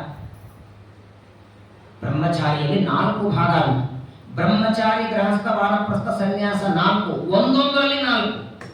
ಬ್ರಹ್ಮಚರ್ಯ 4, ಗಾರ್ಹಸ್ಥ್ಯ 4, ವಾನಪ್ರಸ್ಥ 4, ಸನ್ಯಾಸಿ 4. 8 ಒಟ್ಟಾರೆ 4 4 4 4 16 ಧರ್ಮಗಳು. ಬಹಳ ಸುಂದರವಾಗಿ ಯತಿಗಳಲ್ಲಿ ನೋಡಿ, ಕುಟೀಚಕ, ಬಹುದಕ, ಹಂಸ, ಪರಮಹಂಸ ಅಂತ 4 ಭಾಗಗಳು. ಅಷ್ಟಕ ಅನ್ನುವ ಬ್ರಾಹ್ಮಣ ಯಯಾತಿ ರಾಜನಿಗೆ ಉಪದೇಶವನ್ನ ಮಾಡಿ ಮುಂದೆ ಯಯಾತಿ ರಾಜ ಮಡದಿಯರನ್ನು ಕರ್ಕೊಂಡು ಸ್ವರ್ಗಲೋಕಕ್ಕೆ ಪ್ರಯಾಣವನ್ನು ಮಾಡುತ್ತಾನೆ. ಇಷ್ಟು ವಿಚಾರಗಳನ್ನ ಶುಕಾಚಾರ್ಯ ವೈಶಂಪಾಯನರು ಹೇಳಿ ಮುಂದೆ ಇದೇ ಯಯಾತಿ ರಾಜನ ವಂಶದಲ್ಲಿ ಇನ್ನು ಅನೇಕ ಜನ ರಾಜರು ಬರ್ತಾರೆ. ನಾನು ಪ್ರತ್ಯೇಕವಾಗಿ ಒಬ್ಬೊಬ್ಬರ ರಾಜರ ಬಗ್ಗೆ 2 ನಿಮಿಷ ಹೇಳಿದ್ರು ಸಾಕು, ಸಮಯ ಸಾಲುವುದಿಲ್ಲ. ಯಾಕಂದ್ರೆ ಅನಿವಾರ್ಯವಾಗಿ ಒಂದೊಂದು ಪರ್ವ 2 ಪರ್ವಗಳು 8 ದಿನದೊಳಗೆ 2 ಪರ್ವಗಳು ಮುಗಿಸ್ಬೇಕಾಗತ್ತೆ. ಅಂದ್ರೇನೆ ಫೆಬ್ರವರಿಯಲ್ಲಿ ಕುರುಕ್ಷೇತ್ರದಲ್ಲಿ ಮಂಗಳ ಮಾಡಲಿಕ್ಕೆ ಸಾಧ್ಯವಾಗುತ್ತೆ. ಆದ್ದರಿಂದ ಬಹಳ ವಿಸ್ತಾರ ಮಾಡದೆ ಅತ್ಯಂತ ಪ್ರಧಾನವಾಗಿ ಕೇಳಲೇಬೇಕಾದಂತಹ ಋಷಿಗಳ ಅಥವಾ ರಾಜರ ಬಗ್ಗೆ ಮಾತ್ರ ತಿಳಿಯೋಣ. ವಿಶೇಷವಾಗಿ ಈ ಯಯಾತಿ ರಾಜನ ಕೊನೆಯ ಮಗ ಏನು ಪೂರು ಇದ್ದಾನಲ್ಲ, ಈ ಪೂರು ರಾಜನ ವಂಶದಲ್ಲಿ ಮುಂದೆ ಅನೇಕ ರಾಜರು ಬರ್ತಾರೆ. ಇಲ್ಲೇನೆ ಭೀಷ್ಮಾಚಾರ್ಯರು ಅವತಾರ ಮಾಡಿ ಬರ್ತಾರೆ. ಭೀಷ್ಮಾಚಾರ್ಯರು ಹುಟ್ಟಿದ್ದೆ ಹೇಗೆ, ಯಾಕೆ ಭೀಷ್ಮಾಚಾರ್ಯರಿಗೆ 800 ವರ್ಷ ಆಯುಷ್ಯ, ಇಷ್ಟು ದೊಡ್ಡ ಜ್ಞಾನಿಗಳಾದ ಭೀಷ್ಮರು ಅಂತ್ಯಕಾಲದಲ್ಲಿ ಅಷ್ಟು ಕಷ್ಟ ಯಾಕೆ ಅನುಭವಿಸಿದ್ರು, ಅವರು ಎಷ್ಟು ವೇದನೆ ಹೇಳಿ.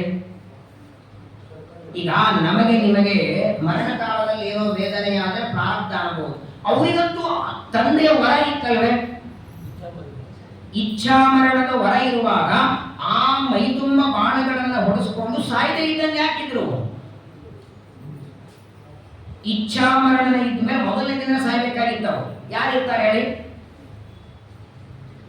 ಯಾವಾಗ ಪಾಂಡವರು ಬಾಣ ಹೊಡೆದಿದ್ದಾರೆ, ಉತ್ತರಾಯಣ ಬರುವವರೇ ಕಾಯ್ದಿದ್ದಾರೆ. ಇಚ್ಛಾಮರಣಿಗಳಾದಂತಹ ಭೀಷ್ಮರು ಅಷ್ಟು ವೇದನೆಯನ್ನು ಸಹನ ಮಾಡಲಿಕ್ಕೆ ಕಾರಣ ಏನು, ಮೊದಲನೇದು ದೊಡ್ಡ ಜ್ಞಾನಿಗಳು ಅಂತೀರಿ, ಯಾಕೆ ಅವರಿಗೆ ಅಂತ್ಯಕಾಲದಲ್ಲಿ ಅಷ್ಟು ಕಷ್ಟ ಬಂತು ಯಾಕೆ. ಭೀಷ್ಮಾಚಾರ್ಯರ ಕಥೆ, ಗಂಗಾದೇವಿಯ ಕಥೆ, ಅನೇಕ ವಿಚಾರಗಳನ್ನ ವೈಶಂಪಾಯನರು ತಿಳಿಸ್ತಾರೆ. ನಾಳೆ ದಿವಸ ಆಷಾಢ ಮಾಸದ ಪರಮ ಪವಿತ್ರವಾದ ಏಕಾದಶಿ, ಪ್ರಥಮ ಏಕಾದಶಿ ಎಂದು ಕರೀತಾರೆ. ದೇವರು ಮಲಗುವಂತಹ ಒಂದು ದೊಡ್ಡದಾದ ಶಯನ ಏಕಾದಶಿ. ವಿಶೇಷವಾಗಿ ಆಷಾಢ ಏಕಾದಶಿ ಭಾಗವತ ಅಂತೂ ಎಲ್ಲಾ ಕಡೆ ನಡೆದಿರ್ತದೆ. ಅಖಂಡ ಭಾಗವತ ಅಂತ ಒಂದೇ ದಿನದಲ್ಲಿ 12 ಸ್ಕಂದಗಳನ್ನ ಬೇರೆ ಬೇರೆ ಮಠಗಳಲ್ಲಿ ಯೂಟ್ಯೂಬಲ್ಲಿ ಕೇಳ್ತೀರಿ. ಆದರೆ ಏಕಾದಶಿ ಭಾಗವತ ಎಲ್ಲ ಕಡೆ ಇರುತ್ತೆ, ಮಹಾಭಾರತ ಎಲ್ಲೂ ಇಲ್ಲ. ಅದೊಂದು ನಮ್ಮ ವೈಶಿಷ್ಟ್ಯ. ಹಾಗಾಗಿ ನಾಳೆ ಏಕಾದಶಿಯ ಪರ್ವಕಾಲದಲ್ಲಿ ಮಹಾಭಾರತದ ಈ ಆದಿಪರ್ವದ ಕೆಲವು ಭಾಗಗಳನ್ನ ನಾಳಿನ ಪ್ರವಚನದ ಸಮಯದ ಬಗ್ಗೆ ಒಂದು ಸ್ವಲ್ಪ ಗೊಂದಲ ಆಗ್ತಿದೆ. ಕಾರಣ ಸಾಯಂಕಾಲದ ಈ ಸಂದರ್ಭದಲ್ಲಿ ನಾನು ಖಾಲಿ ಇಲ್ಲ. ನಮಗೆಲ್ಲ ಮುದ್ರಾಧಾರಣೆ ಆಗೋದು 5 ಆದ ಮೇಲೆ, 5 ಗಂಟೆಯ ನಂತರದಲ್ಲಿ ಮುದ್ರಾಧಾರಣೆ ಶುರುವಾಗುತ್ತೆ. ಎಷ್ಟೊತ್ತಿಗಾಗುತ್ತೆ ಗೊತ್ತಿಲ್ಲ. ನಾನು ಬರ್ಲಿಕ್ಕೆ 6:30 ಬರ್ತೀನೋ ಇಲ್ಲೋ ಗೊತ್ತಿಲ್ಲ. ಹಾಗಾಗಿ ಅದಕ್ಕಿಂತ ಮೊದಲು ಅಂದರೆ ನೀವೆಲ್ಲ ಯಾವಾಗ ಬರ್ತೀರಿ, ನಮ್ಮದು ಒಂದು ಅಭಿಪ್ರಾಯ ಏನು ಅಂದರೆ, ಹೇಗೋ ಬೆಳಗ್ಗೆ 9 ಗಂಟೆಗೆ ಸ್ವಾಮಿಗಳು ಬರ್ತಾರೆ ಪಾದಕ ಮುದ್ರಾಧಾರಣೆಗೆ. ಆ ಸಂದರ್ಭದಲ್ಲೇನೆ ಮಾಡಿದರೆ, ಯಾಕಂದರೆ 9 ಅಂದರೆ 9 ಇಲ್ಲ, ಸ್ವಲ್ಪ ತಡ ಆಗುತ್ತೆ. ಅವರು ಬರೋದರ ಒಳಗಾಗಿ 1 ಗಂಟೆ ಮಹಾಭಾರತ ಪ್ರವಚನ ಮಾಡಿ ಅವರು ಬಂದಾಕ್ಷಣ ಸಮಾಪ್ತಿಯನ್ನು ಮಾಡಬಹುದು. ನಿಮ್ಮ ಅನುಕೂಲ ಅನಾನುಕೂಲ ತಿಳಿಸಿ, ಅದರ ಪ್ರಕಾರ ಬೇಡ ಅನ್ನೋದೇ ಬೇಡ, ನಾಳೆ ಪ್ರವಚನೆ ಬೇಡ. ಯಾಕಂದರೆ ಆಷಾಢ ಏಕಾದಶಿ ಪರ್ವಕಾಲ, ಅದು ಮಹಾಭಾರತ ಶ್ರವಣ, ಜನ್ಮಾಂತರದ ಪುಣ್ಯ ಸಿಗತ್ತೆ. ನಾನು 3 ಗಂಟೆಗೆ ಹೋಗಬೇಕು. 3 ಗಂಟೆಗೆ ಮಠಕ್ಕೆ ಹೋದರೆ ನಾನು ಸಾಯಂಕಾಲದಾಗ ಅಲ್ಲೇ ಇರ್ತೇನೆ. ಅಷ್ಟರ ಒಳಗಾಗಿ ನೀವೇ ಒಂದು ಸಮಯ ಹೇಳಿ.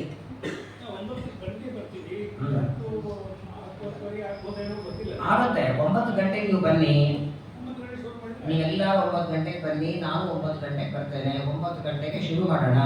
9ರಿಂದ ಶುರು ಮಾಡಿ ನಾವು ಪ್ರವಚನ ಮುಗಿಯೋದರ ಒಳಗೆ ಸ್ವಾಮಿಗಳು ಬಂದರೆ ಅಲ್ಲೇ ಕೃಷ್ಣಾರ್ಪಣ. ದೊಡ್ಡವರು ಬಂದರೆ ಅಕಸ್ಮಾತ್ ಆಗಿ 10 ಗಂಟೆವರೆಗೆ ಅವ್ರು ಬರಲೇ ಇಲ್ಲ ಅಂದರೆ 10 ಗಂಟೆವರೆಗೆ ಪ್ರವಚನ ಆಗುತ್ತೆ. ಅವ್ರು ಬಂದರೆ ಮುದ್ರಾಧಾರಣೆ ಆಗುತ್ತೆ.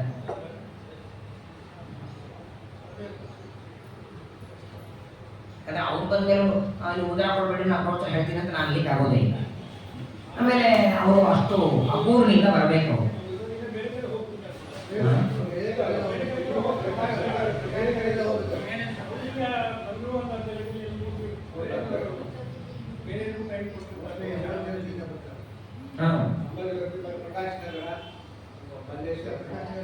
ಅಲ್ಲೆಲ್ಲ ಹೋಗಿ ಬರ್ತಾರಾ?